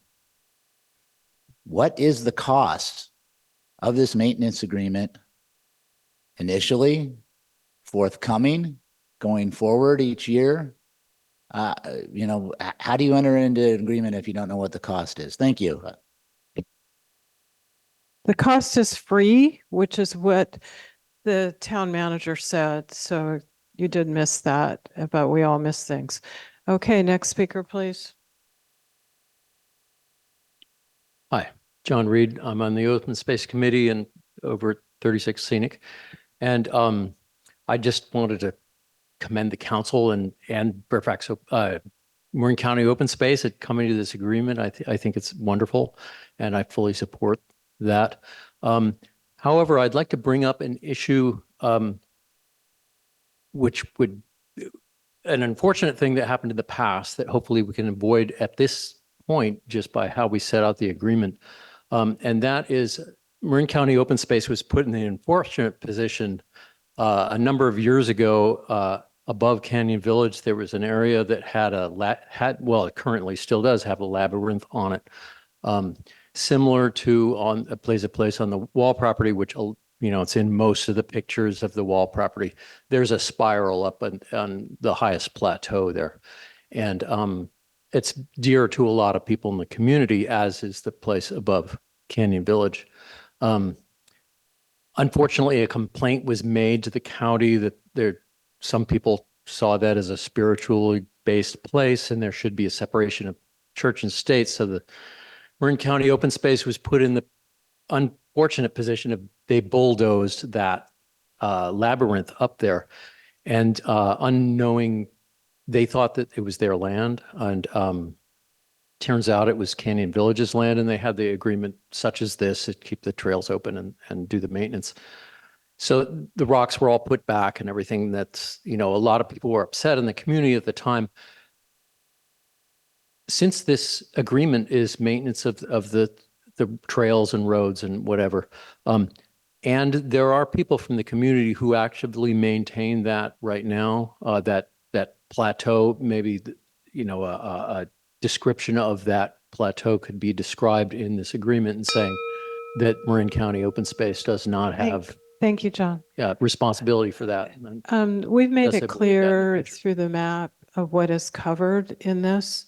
And Well, it's included in that it's map. it's I mean, not. it's not pointed out there, but No, because they're only dealing with what's on that map. So let's move on. And I also want to say I'm part of Canyon Village, and it was MMWD that destroyed the labyrinth. But let's move on, and then we can answer things in the end. Okay, go ahead, Mike. Thank you. I certainly piqued my interest when you said it's free. Nothing's free. So I would like an explanation, since it's not included, who will pay for the maintenance, how it will be paid. Will this be paid with future assessments? So I brought this up before in 2004 when I put this property in escrow. I made a deal with the county of Marin through Hal Brown that he would accept it without an endowment. So myself would not be required to pay for the maintenance. The maintenance and the insurance for the property, should there be a fire, since uphill there's homes, there is a cost. It is not free. I believe the town could self-indemnify the property and take it on as your liability, or most. All I'm asking is who will pay for the maintenance, such as the rolling drainage, such as the offset for the roads when they do a road, such as the land slippage or trees that need to be cut or fire mitigation. So again, you did use the word free. Free is not a real word when it comes to maintenance of land. So is it going to be burden to the taxpayers? Will it be through fundraisers?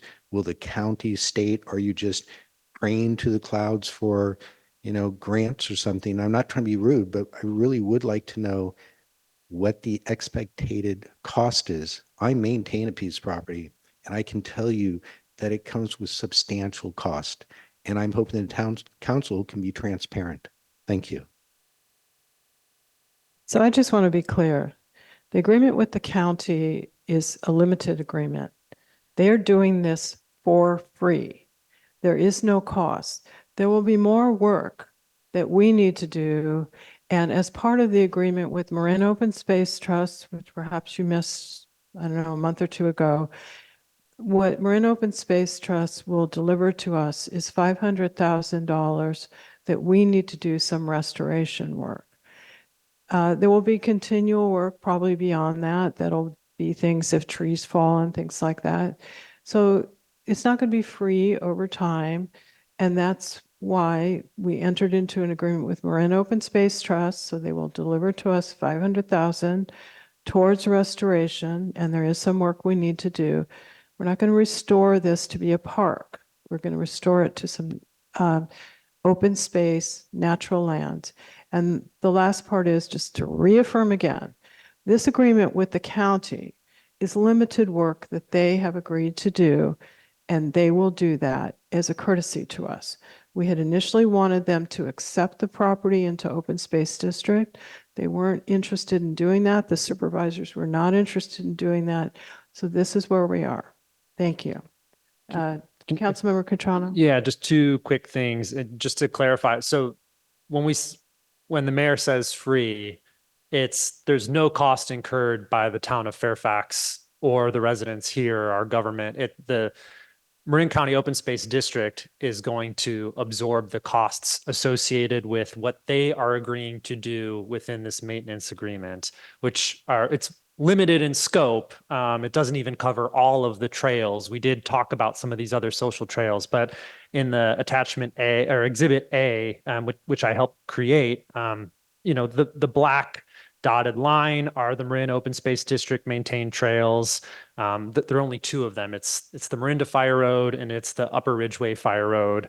And then like the town manager mentioned, they're going to help us with wayfinding because this does access county trail easements, which get all the way out to Loma Alta and all the way out to all the other amazing open space we have in the county. And then the dog waste stations and their maintenance of those things. But those are the things that they're absorbing. As the mayor mentioned, there's the most Marin Open Space Trust monies that will come for maintenance and rehabilitation upfront. I'll also add that the Measure A oversight committee that we have in town for the Measure A dollars that do come to the town every year as like formula dollars, $50,000 was allocated in this fiscal year's budget, the 2024-25 budget for maintenance of the wall property, assuming we're successful as a community in saving it. And so that would be put towards things like veg management or putting goats out there for a period of time in select areas. But yes, there are going to be costs incurred in the future for maintaining open space if they're down trees and stuff. But when we say free, it's the county absorbing some of these costs that are enshrined in this management or maintenance agreement. And just one other piece, there is some ability to do some work using Marin Wildfire Prevention Authority, local dollars, and potentially court dollars. But there will be some costs that we will incur over time. Town attorney, did you want to mention something? No. Okay, so. All right, and are there speakers on Zoom? There are no speakers on Zoom. Okay, bringing it back. I think what we need is a motion to approve the maintenance agreement. Okay. Yeah, no? I'm happy to make the motion to approve the maintenance agreement with Marin County Open Space District for the wall property. Okay, we'll do these as two separate and, And I would second that. okay, Madam Clerk, would you do a roll call vote? Councilmember Ackerman. Yes. Councilmember Hellman. Yes, and I want to thank the subcommittee for your work on this as well as staff. And thank you, Carl, for being here this evening. Councilmember Catrano. Yes. Vice Mayor Blash. Yes. Mayor Kohler. Yes. And on the second item, I want to mention there's a mistake. It's supposed to be authorize the mayor to execute the agreement. The mayor is listed, not the town manager. Just as the president of the Board of Supervisors is signing it, the mayor is signing it, so we're authorizing the mayor to sign the agreement. Actually, Max Corton is signing the agreement, the staff member from the general manager. You only have to authorize the manager if you want the manager to sign. You don't have to authorize the mayor. That's. Okay, the agreement understood. has the mayor on it. Okay, then it's understood by your approval of the agreement. Okay. The mayor will sign. Very good. Thank you. All right, can I get a motion to authorize the town manager to execute the agreement? Yes, I'll make that motion to authorize the town manager to execute the agreement. Yeah, I'll second it. Did somebody second? Liesel? Lisa, Vice Mayor seconded. Madam Clerk, a roll call vote. Councilmember Ackerman. I would vote for it, whichever of these two people sign it. Thank you. Councilmember Hellman. Yes. Councilmember Catrano. Yes. Vice Mayor Blash. Yes. Mayor Kohler. Yes. Okay, thank you, Carl, for joining us, and we look forward to August 20th. I'll try to appear on Zoom or something of that nature. Thank you.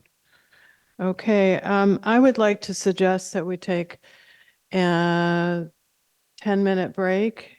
We've been sitting for a while, so let's come back. Let's take a 9-minute break, come back at 9 o'clock. Thank you. So it looks like we have our remote participants on board.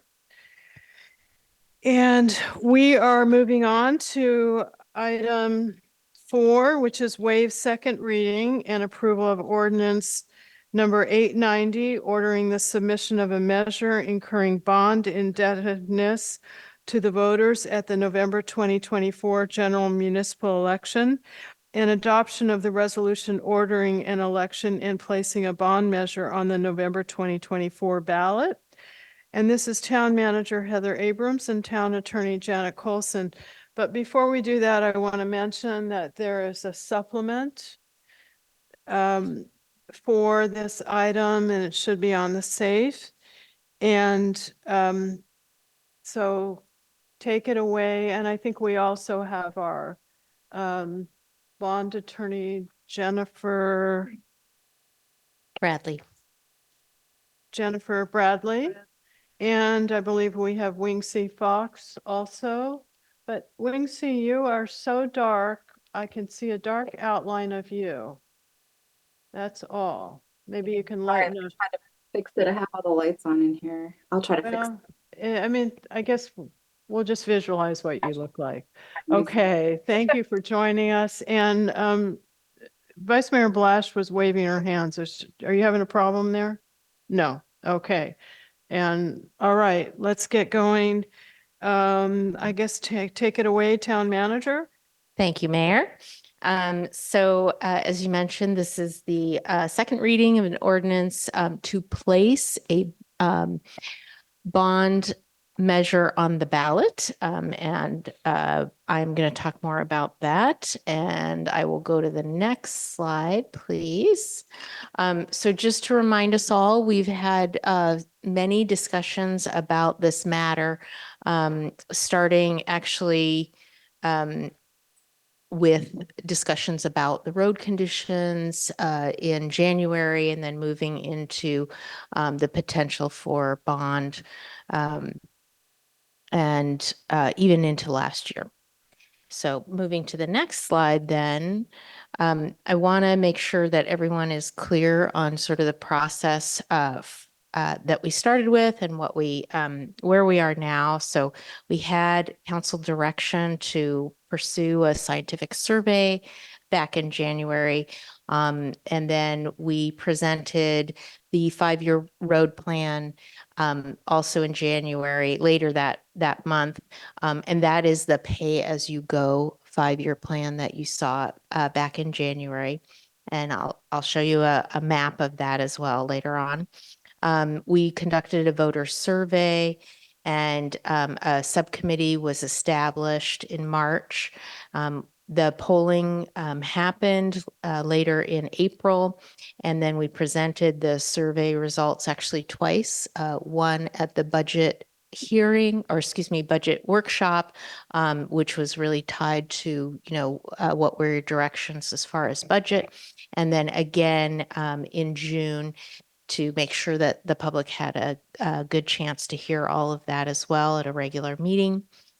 And then in our last meeting, which was just a few weeks ago, July 17th, we presented an updated 5-year road plan. And so the idea was you could see what was possible if the council decides to put this on the ballot and then the voters pass it, then we would be able to do that work. So I just want to be clear on what the decision point is today. The decision point today for the council is if you adopt the second reading and adopt the resolution to place this on the ballot, then it's up to the voters. So next slide, please. A reminder of the maps of what we can do. So on this side, you see the pay-as-you-go 5-year plan. This is what was presented in January. This is the approximately $500,000 each year for 5 years.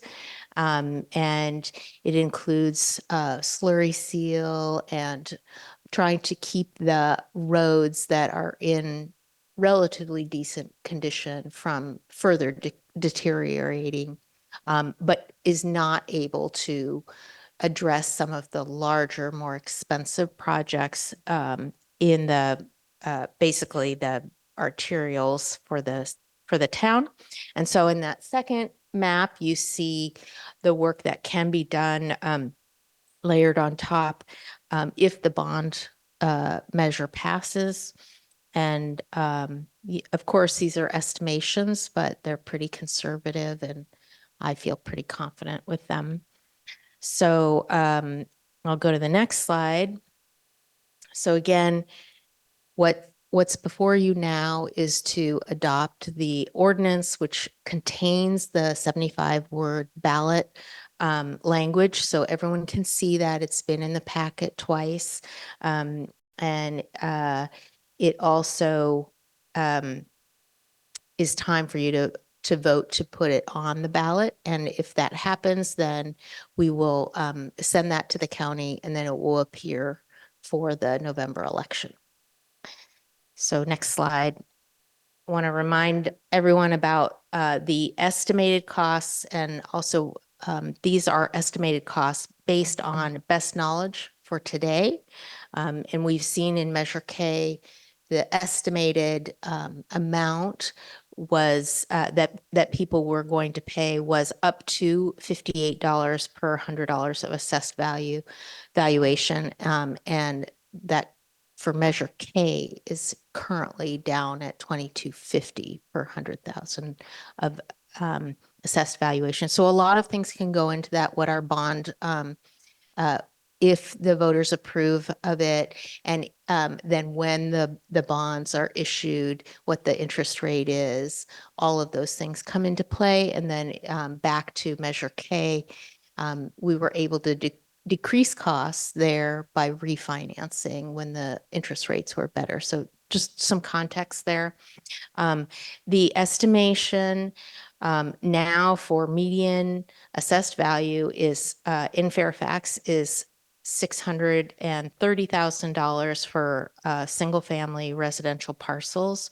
And so assuming that $630,000 AV, For this bond measure, you would most likely be paying $30 per $100,000, which would be $189 each that year.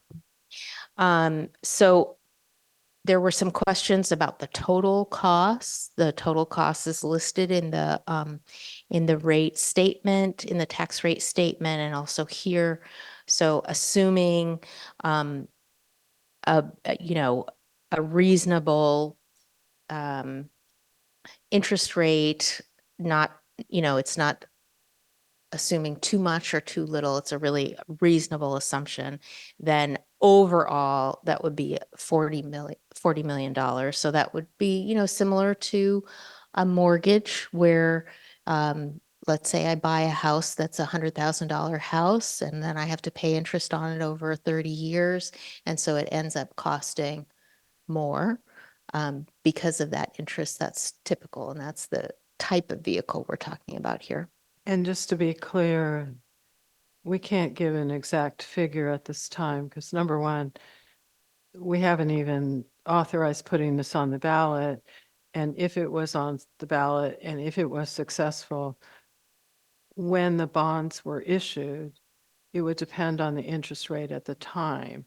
So there is no exact figure, but this is the best estimate we have based on what we think are the most reasonable, not necessarily reasonable, but what we think the interest rates would be based on what we know about the market right now, correct? That's right. Very well put. And so I would also just like to remind us all that this is the beginning of a process where the council gets to decide whether it's put on the ballot, then it's put on the ballot, then people get to decide whether they vote for it. And then if it passes, we would, start that financial process, and it would be transparent throughout the process, but we can't know that at this time. Thank you. Okay, go ahead. Okay. So we'll go to the next slide, and also our partners are here, so they have technical expertise that they may want to lend as well. So in terms of timing, we know that just having this on the ballot in November, then we wouldn't start to have bonds outstanding before 25, 26. We just, there wouldn't be time. So that's something. And then the final years would be 2057 to 58, right? So that's given the idea that these are long-term bonds. And I have some residual text here, Oversight Committee. That's actually on the next slide as well. There's been some questions about controls for making sure that these bonds would be used appropriately if the voters do pass them.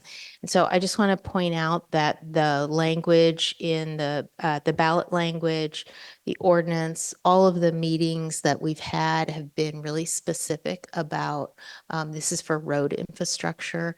So I think it's very clear that the intent of the council, the staff, is that it be used for road infrastructure, and there are no other purposes. There's no other plans, and there wouldn't be opportunity for that in the future either. Also, you'll see in the ordinance, there's clearly called out for an oversight committee. So that's yet another layer of control. And there is also called out in that ordinance separate auditing for bond funds. So it's going to be very clear that those monies went to an appropriate purpose. Next slide. So what's next? If the council acts today and decides to put this on the ballot, then there needs to be a separate voter campaign. The staff cannot work on that, and there are no monies allocated for any support of that campaign. So that's just something that I think people should be aware of.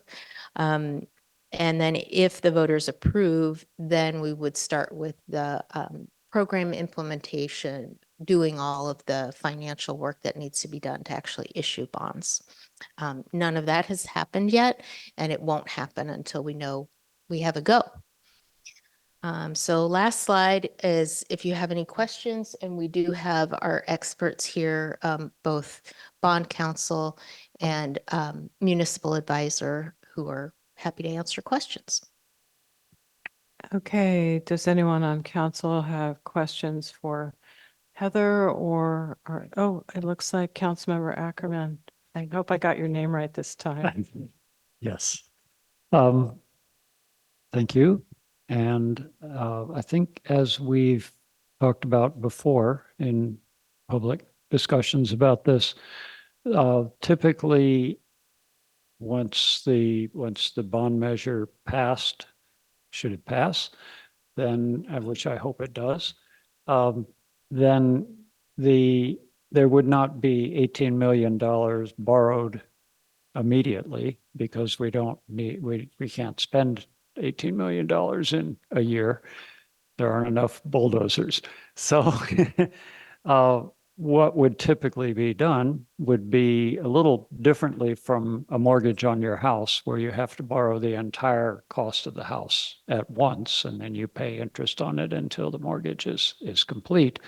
But it's a little bit better for us because we can issue a bond for, let's say a third of that amount, and then later on issue another bond for some more of that amount. And so we're not paying interest on money that we're not using yet. I just wanted to clarify that. And it's actually good news because we save interest that way. But it occurs to me, since we have folks online who might be able to, I'm sure would be able to answer this question, just how does that work as far as when those tranches, I think they're called tranches, the different parts of where the bonds are issued, they overlap each other, and does one of them mature and get paid off while another one is still not mature? And just to clarify that for the public and for myself. Thank you. Yes, you're right. And so you mentioned the benefit is that you don't have to pay all of the interest, sort of from the very beginning. So maybe it's more akin to a construction loan that you might have if you're building a house on, a green field on something that hasn't been built before. And then I want to turn it over to Winksy Fox, and she can explain a little bit more about how those tranches come out.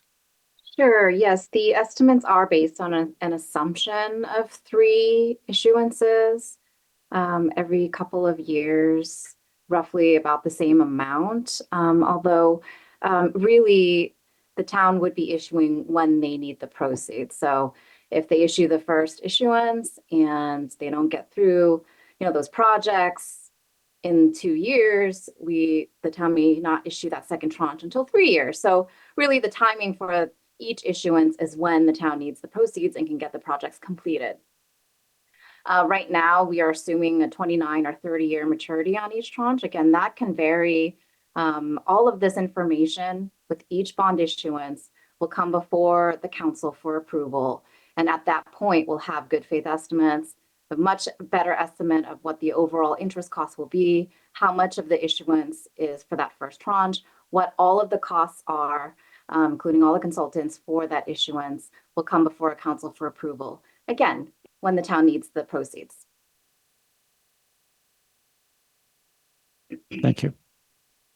Any other questions? I don't see Councilmember Hellman, so I can't see if her hand is raised. My hand is not raised. Thank you. Thank you. I guess we only allow 4. Christine, can we fix it so that top pane shows all council members rather than me? Oh, okay. I got it. All right. Any other questions? I see none. So I'll open up to public comment, and reminder, folks, we have 2 minutes each. Thank you. Hello, council. First thing I'd like to say, the council has really not provided the public with a specific breakdown of the fees to be incurred or already incurred for our consultants and our attorneys on this matter. That's truly a fact of non-transparency and non-disclosure. Two, if you're going to bring this out at such a high interest rate, what piqued my attention was when I said, or excuse me, read that it would be the allowable maximum rate charge. That takes away your rate to negotiate. So I started thinking, how is this working? Where my concern is that if there's an assessment against the property for these bonds, that's a fixed assessment to the county to our property. That's going to be during this entire year that they're going to encumber our properties with this ongoing debt. Well, if you guys refinance it, as Michael has said in a prior meeting, how you saved the town millions of dollars, our assessment did not go down. So in fact, you have now reassessed something, taken the money out by refinancing at a lower interest rate without the same disclosures or language that has not been provided in this bond to the public, so that you have the right to throw into your general fund instead of having the same restrictions and oversight. Okay? If you do not understand that, I will be writing this down so you can better understand it. So again, I'm going to try to explain. When you have a fixed assessment through the County of Marin against your property, and this is going to pay a bond, independent of how you're borrowing it, because you're not reassessing a property depending on a percentage of the bond each year that it changes, and you refinance it to save this money for the bond. Where is that money going? It's getting dumped into your general fund because you don't have the same restrictive language that's provided in this bond measure that you're presenting to the public, actually, which you haven't until we get to read it. So I hope you will consider that item. Thank you. Next speaker, please. Just Hi, Todd Greenberg, downtown Fairfax. There's a bond attorney ringing up over probably $200 plus an hour right now. And there's a bond consultant. And I have written in, I've done a PRA for everybody who's listening to this meeting. The town has not responded with information on what the town has to pay for the bond consultant and a estimate of what has to be paid for the bond disclosure attorney and an estimate for what has to be paid to place this on the ballot. I find it highly unusual that you would ask to use the town manager's terms, us to take out a mortgage or refinance our homes to pay for an unknown amount. This is a complete lack of transparency, and I believe it violates your fiduciary duties or the town managers or the town attorneys. I have a couple of other points to make if you don't interrupt me, please. The wording on page 3, section 12C says, use bond proceeds for the purposes authorized under ...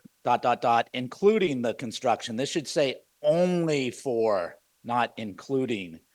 Then the town shall post the audits listed in D and E, etc.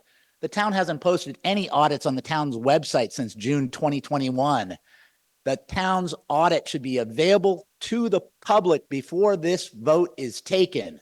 People should be informed of the town's financial condition. The town's financial condition is such that there's 9.1% less money in the town's coffers than last year.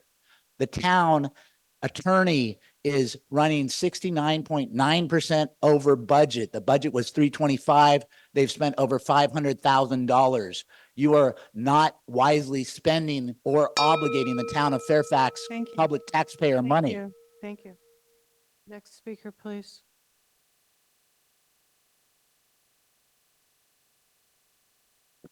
Mark Bell, Fairfax. There's no reason to spend $22 million plus in interest for $18 million. According to figures that Michael and Todd worked out, 1.27 million should have already this past year gone to roads that hasn't, from user fees and other agreements from people who use the roads.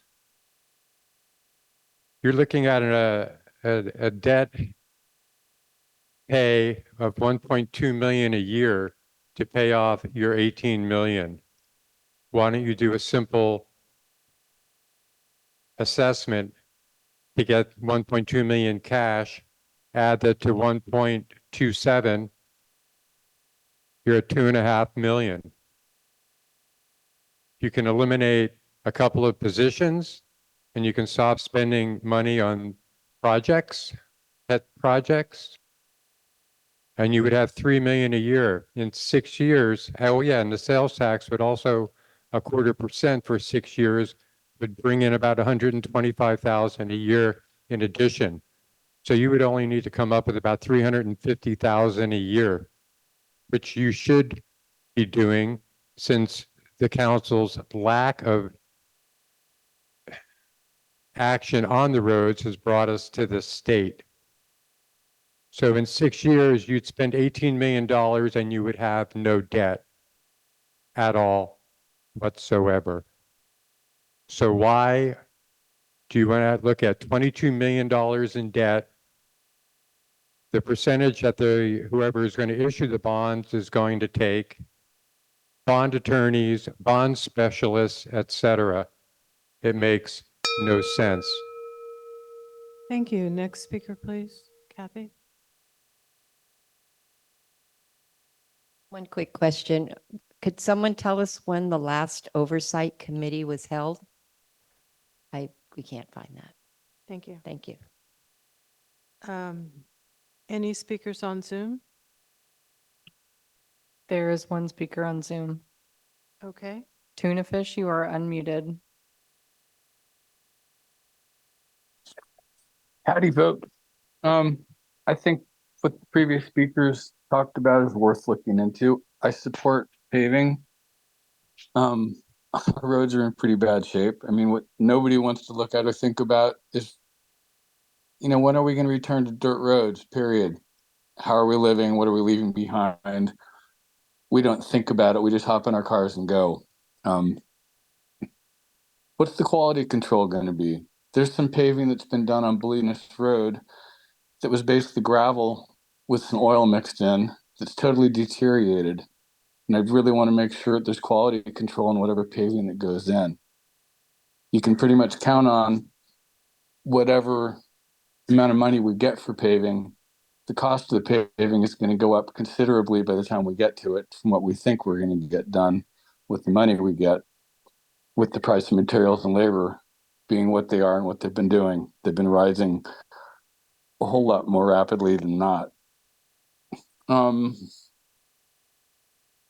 I'd just like to point out that a well-maintained dirt road is a lot better to drive on than a badly maintained paved road with huge potholes that can't have anything done with them. I've driven on some dirt roads recently. Granted, wintertime and wet is another story, but our potholes are pretty bad. Our patches are pretty bad. And it'll be good to get it done. But long term, we can't pave this whole planet and we got to change our tunes. So where and when are we going to start that? How many of us are riding our bicycles? How many of us are staying out of our cars as much as we can rather than driving all over the heck and back? And we're basically a commuter society. So, hey, party on. Other than that, have a nice evening. Dr. Love. Thank you. Any more speakers on Zoom? There are no more speakers on Zoom. Okay, bringing it back, I think Town Manager Abrams mentioned that the assessed value on Measure K bonds went from $58 to $22.50. So there was a change in the what we pay on our property taxes. Yes, that's right. So Measure K assessment has been going down over time and will be completely done by 2027 or in 2027, I should say. Okay, and I sit on the Measure K Oversight Committee, but it's my understanding that I haven't gone to a meeting, and it was my understanding that there were people that were on that oversight committee and quit. And because there were very few bonds left, we didn't make an attempt to, or there was very few dollars left. I think they've all been expended pretty much. there was not an attempt to reconstitute that. Is that correct? I mean, I know this is before you. Yeah, it is before my time because the bond measure went out in 1999. So you know, I'm not surprised that an oversight committee for those bonds, which were issued in I think three tranches. It's in the staff report Right. actually in the early 2000s. I'm not surprised that they're not meeting now because there's no specific activity. That's all been, all that construction was done in the early 2000s. Right, and that was before my time as well. So that's probably why. And I was only recently, I think, when John Reed came off the council, I took that spot. So, okay, well, thank you for that. Let's bring it back to the council. And reminder that we do have a supplement that made a few changes in it. There were a few glitches in a dollar figure. We didn't have a resolution number. And also that the mayor, in addition to the town manager, signs a tax rate statement. So very small changes. That's in the supplement. Yeah. Is there anything that I missed? No, if I could just add that, yeah, those are, administrative sort of just adding the number in here, clarifying that both signatures would be on it. It doesn't change the meaning in any way. And then, I also wanted to just mention, we don't have purposely, we don't have agreements for bond counsel and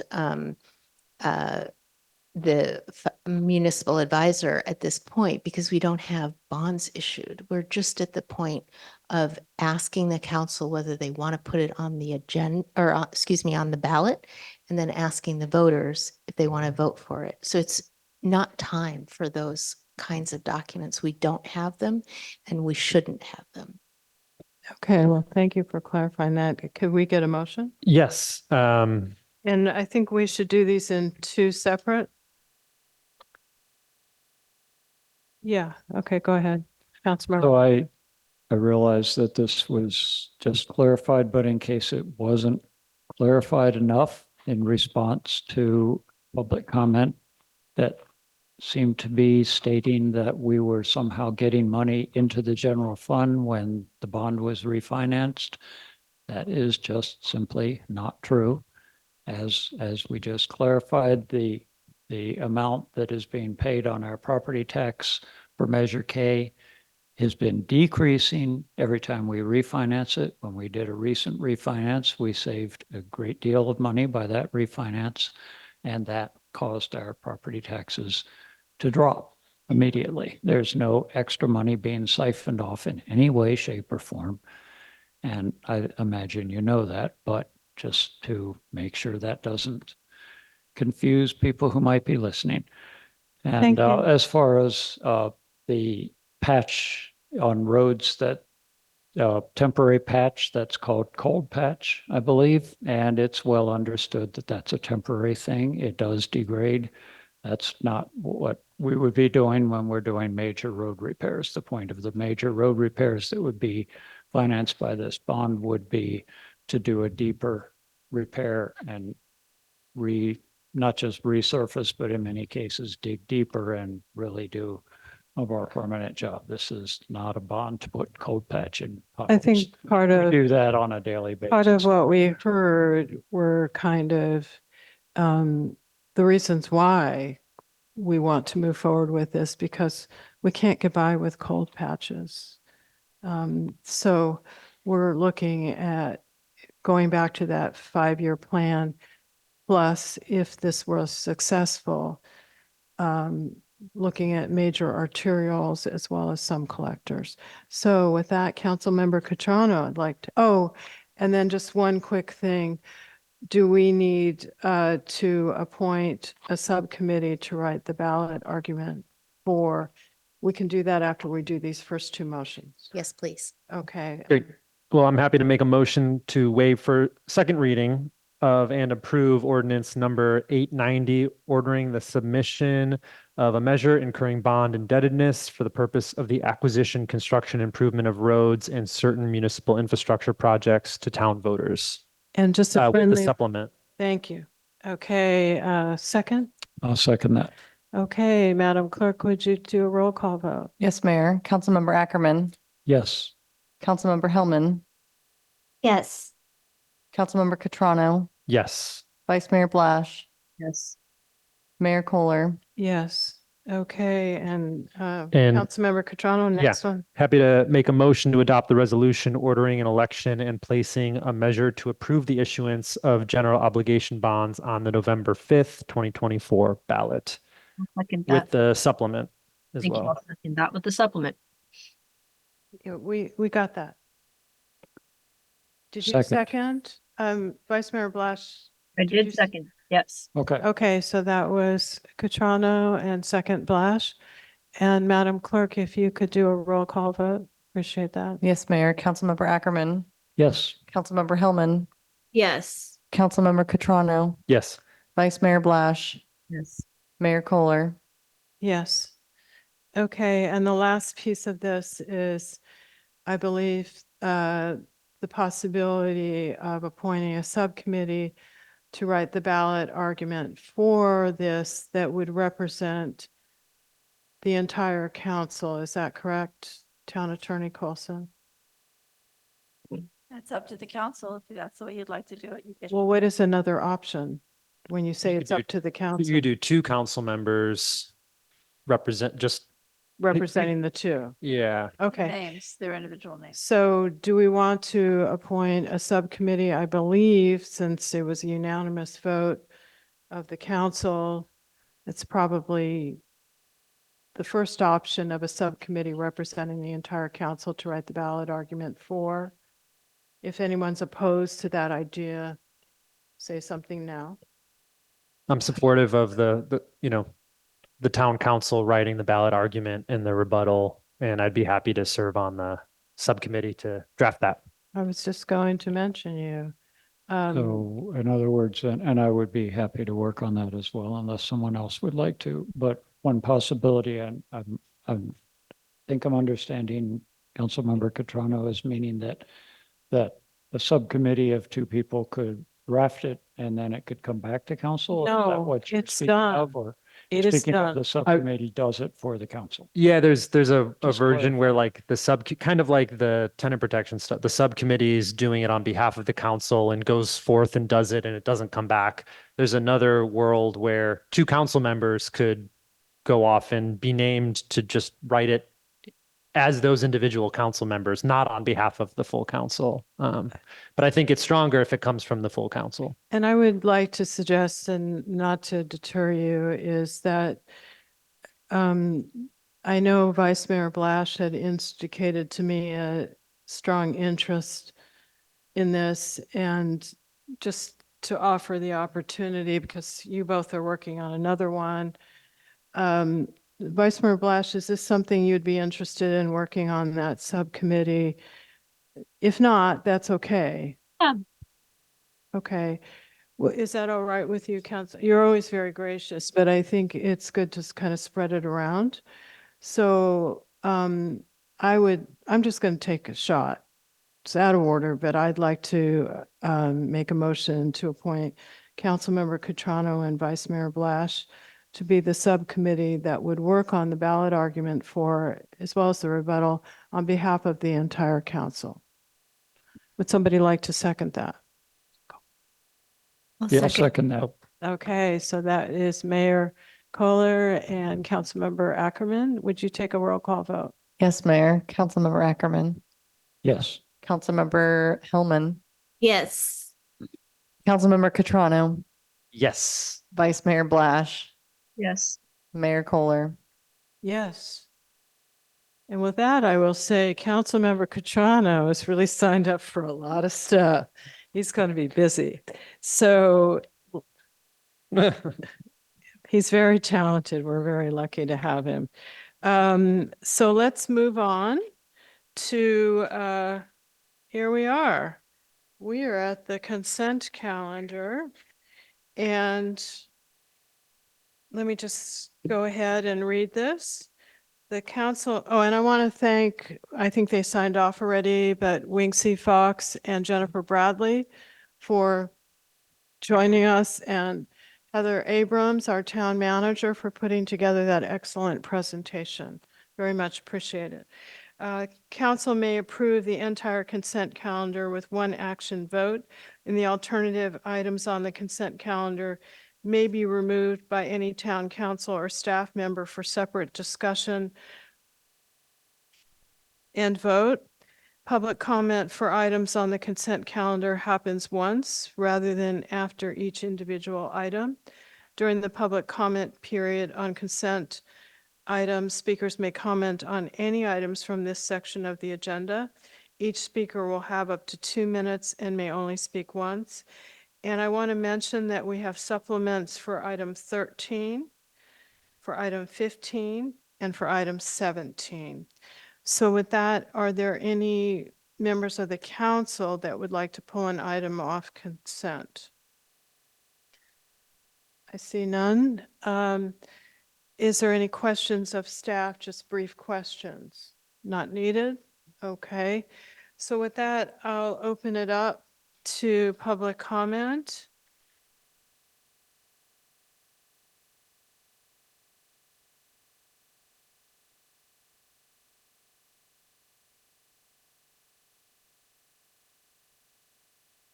Good evening again. This is Todd Greenberg, broadcasting to you live from downtown Fairfax, where the town is still making really bad decisions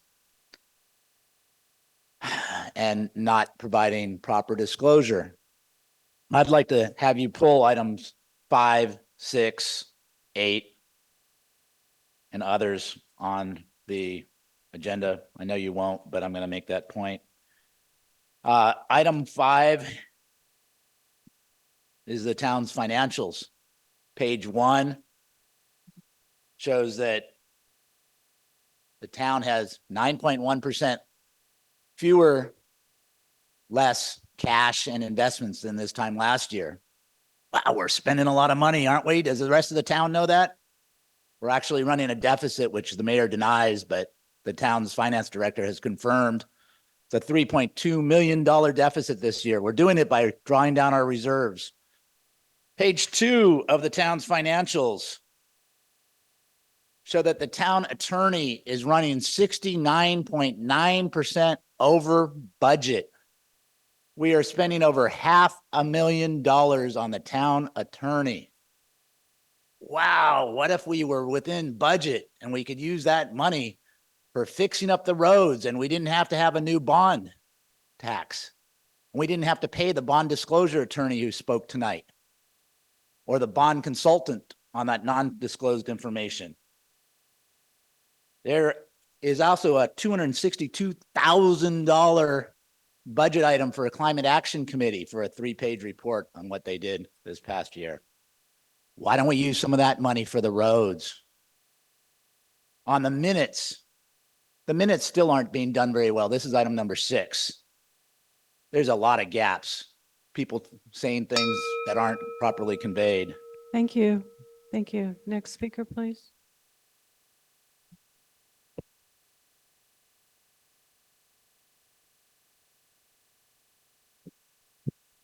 Mark Bell. Again, item 6. I've brought it up before. You can hire a court reporter for about $80 an hour, which is pretty close to what you're paying the person who's doing what we're getting. A court reporter would transcribe everything because that's what they're trained to do. And you would have a reflection, a true reflection of what's happening at the meetings. Because in case there's some type of electronic issue, what it says here is if any of the matters described above is challenged in court, you may be limited to raising only those issues you or someone else raised at a public hearing described on this agenda, or etc.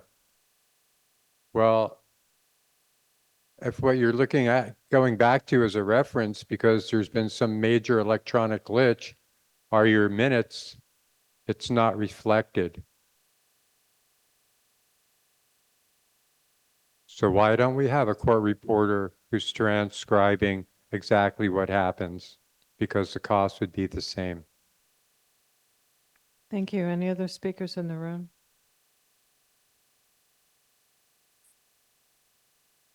Hello again, council. I support that you're given a cost of living expense to the police department and the fire department and our town staff and just about everybody else that comes before you. But it does seem kind of capricious when you then pick on one industry, such as the housing providers, the ones that actually make sure that somebody can provide housing for those people who live in our community and not commute far away. And I have to wonder if we have such a consistent behavior of trying to give these things away to everybody else and excluding one specific industry, if that could not be viewed as capricious and certainly compensatory for returning those funds. So yes, this will be voted at the ballot, and then we also have our California amendment. But when you pick on one industry against the others, you might want to look up your definitions of taking. And there is certainly no due process because you did not invite all the parties to the table. And I don't care what Janet might try to justify, you didn't. And anytime you take something, there are requirements for compensation. If you take it from everybody, you still have to do it for public purpose. But this is a taking, and you keep supporting those capricious acts by when you're giving these COLAs to everybody else. Thank you. Thank you. Are there any speakers on Zoom? There are two speakers on Zoom. The first speaker is Kay, followed by Jody. Kay, you are unmuted. Hi, hi again. I want to talk to Chance and Liesel, although I know you're sick, so don't feel obligated. I'm really impressed with the amount of meetings you guys go to. It's crazy. You're really doing your job. I do have two questions. If I could, if you have some time, if you could talk on maybe Chance what you learned about the homelessness, Johnson versus Grant pass, and what are they talking about for Fairfax and Centerville and Marin in general going forward. And Chance, I know you said you met with the School Street about compensation packages. And do you have any information on like what's going to happen with Marin Alliance and the residents there? That's it. Thank you. Thank you. And next speaker, please. Jody. The next speaker is Jody. Jody, you are unmuted. Good evening. It's Jody Timms. I live on Cascade Drive, and as the chair of the Fairfax Climate Action Committee, I thank you for receiving our annual action plan report for this past fiscal year. It's item number 11 on the consent calendar. As the council knows, but the public may not, our town-appointed Climate Action Committee each year develops an annual plan. This initiative is mandated in our larger strategic plan known as the Fairfax Climate Action Plan 2030 or CAP, which is available on the town's website. Typically early each spring, we gather for a meeting, a special meeting as a retreat, and we collectively generate a list of ambitious goals that we would love to try to accomplish in that upcoming fiscal year. So tonight you have you are receiving our annual report on just what we were able to get done in 2023-24, this fiscal year that just ended on June 30th. So on a few of our initiatives, we were not able to make much or any progress, but for most of them, we moved the needle forward in addressing climate change as a town and as a community. You also have in hand our list of goals for 2024-25. And once again, in typical Fairfax style, we let loose and generated a long list of hopeful to-dos. So I want to just thank you for your support, Mayor Kohler, town council members, staff, and community members. We are eager to enthusiastically continue to address the climate crisis with creativity and gusto. And like the Olympians, we have all been inspired by these last few weeks. We too go for the gold and reach high for success. Thank you very much. Thank you, Jody. Any other speakers on Zoom? I think just to bring it back, this is not about giving a big discussion on what we learned in all our meetings that we all attend.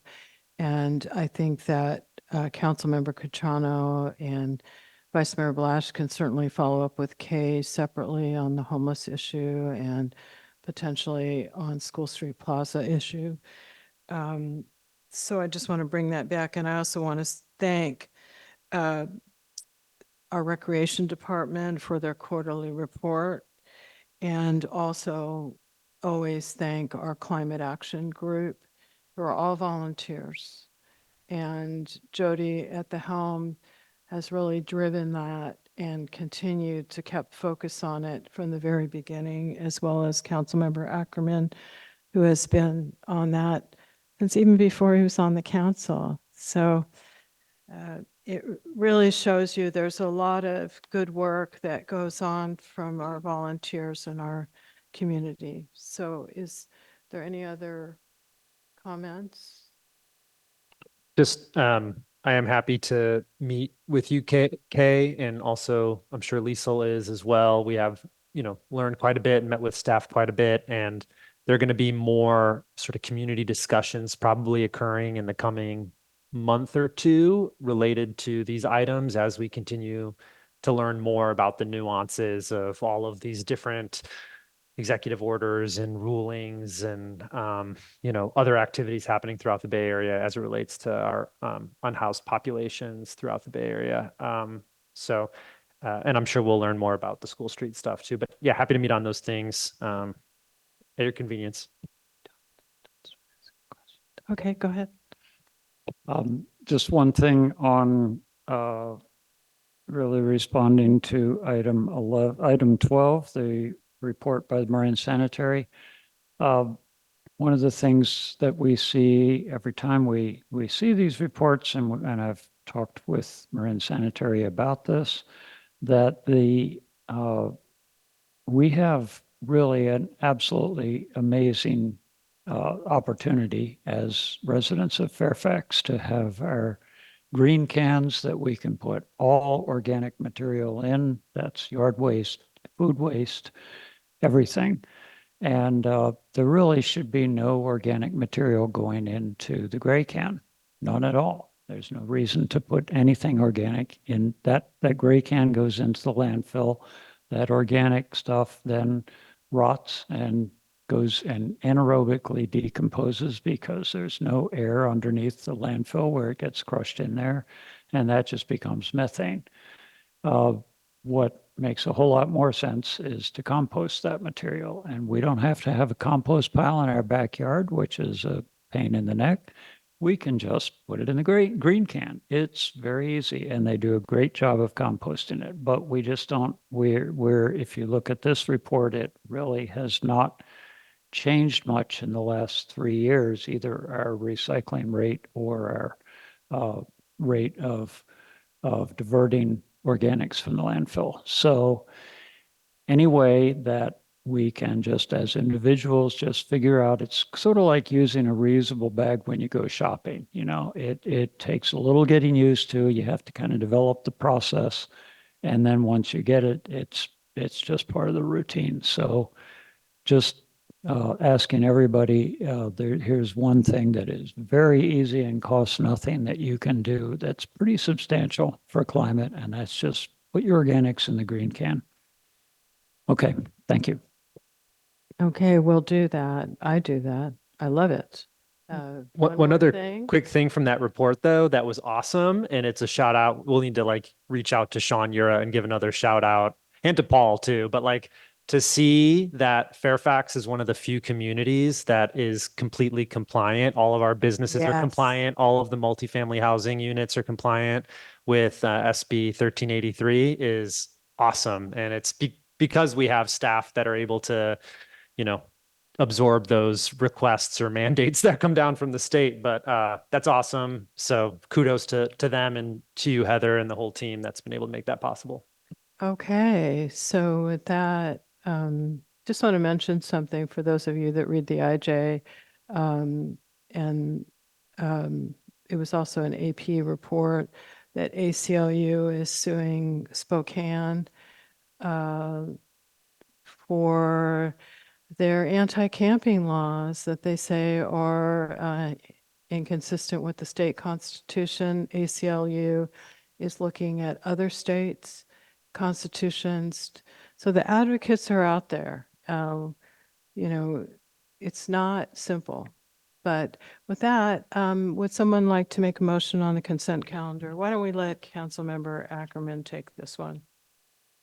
Don't forget the supplements. Yes, I will move adoption of the consent calendar, including. Okay, sorry, Lisa. No, I just wanted to say really quickly, just because I'm sitting here at home tonight, another thing that's been in the IJ is the rise of COVID. So just people be aware that it's out there, it's happening. I've never had it till now. So take care of yourself. That's all. Thank you, Lisa. Okay, don't Thank you, forget those Lisa. supplements. So, yeah, I move the adoption of the consent calendar and with the supplements for items 13, 15. 15, and 17. Okay, can we get a second? Second.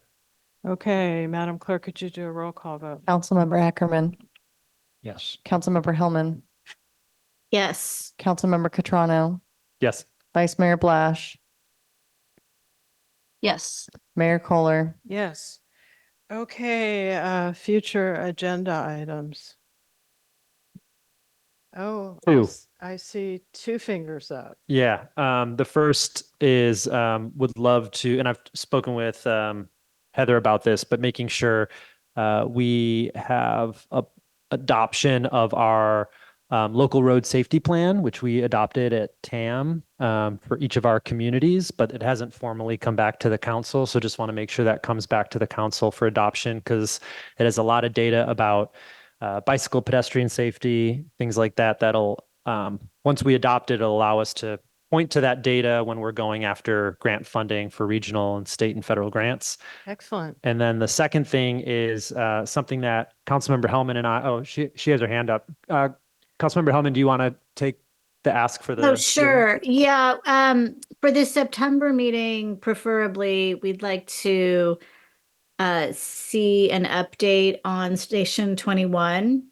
It may or may not have an action item, but this is related to the upgrades to support the staffing decisions that we've made as a department and as a council. Are we thinking that it's right for September? Yes. Well, I'm asking the town manager. I know you can't see that. I think we could provide some information in September. I don't know that we'll have an action item in September. Okay. There might be staff direction based on our conversations with the fire chief, at least like options that he wants to present as well too. Yeah, it's going to be important. I'd actually prefer that it's not all done in one meeting, Mayor. I think we have some important decisions to make. So the more we can have discourse, the better. Okay, thank you. Was that what you were bringing? That was the second one that I was going to bring up. Yes. Okay, and I see no further hands up, and that's okay. We have plenty to do. The council reports and comments are in our packet, and a couple of council members did a couple of months. So heavy reading and shows that there is a lot of work done on all our behalfs. Town manager's report, I just want to mention something. This is an impromptu report. This is to give us the latest information. This is not a written report. And it's really just to give an update for people listening in, as well as people in the room. But it's not a written report, nor should it ever be, because we want to get the latest information, late and great. Okay, let us know. Thank you, Mayor. Yes, so I just wanted to kind of give a shout out to our Public Works crew. They have been repainting crosswalks in downtown, and that looks great. And I'm very excited to see that happening. And then we also have coordination with county emergency services and the fire department, police department, for sidewalk CPR happening on the 17th. So encourage everyone to get involved there, because that's where you can learn to perform CPR and other life-saving first aid that can be really helpful for everyone to know. And Maria in our Parks and Recreation Department is helping to coordinate that. So I really appreciate that. Was mentioned earlier that the $1 million grant from for the wall property from the county is on the County Board of Supervisors agenda this month on the August 20th. 20th. Yes. And so- the management agreement. yeah, so that's very exciting. I think, hopefully people will turn out for that. And then the town picnic is coming up September 21st. And we also are planning an evacuation drill. I'm still working on the plans, but that's for the 28th. So very excited That's about that. one thing that folks have been talking about. It's a town-wide evacuation drill. It's not mandatory, but when I convened the Citizens Disaster Council, that was one of the big goals, and Chief Mahoney is taking the lead with our police chief, Tabaranza. Absolutely. So seeing a lot of, we saw a presentation earlier today, seeing a lot of activity in the disaster preparedness arena. And then also our next town council meetings, just want to remind everyone, September 4th and then October 16th. So just a reminder there, and appreciate that. I do a lot of writing for, as you can see, the packet. And those are the ongoing or, longer term items. And this is really meant to be the latest and greatest. There's, information that you might want today. Thank you. And with that, we are adjourned.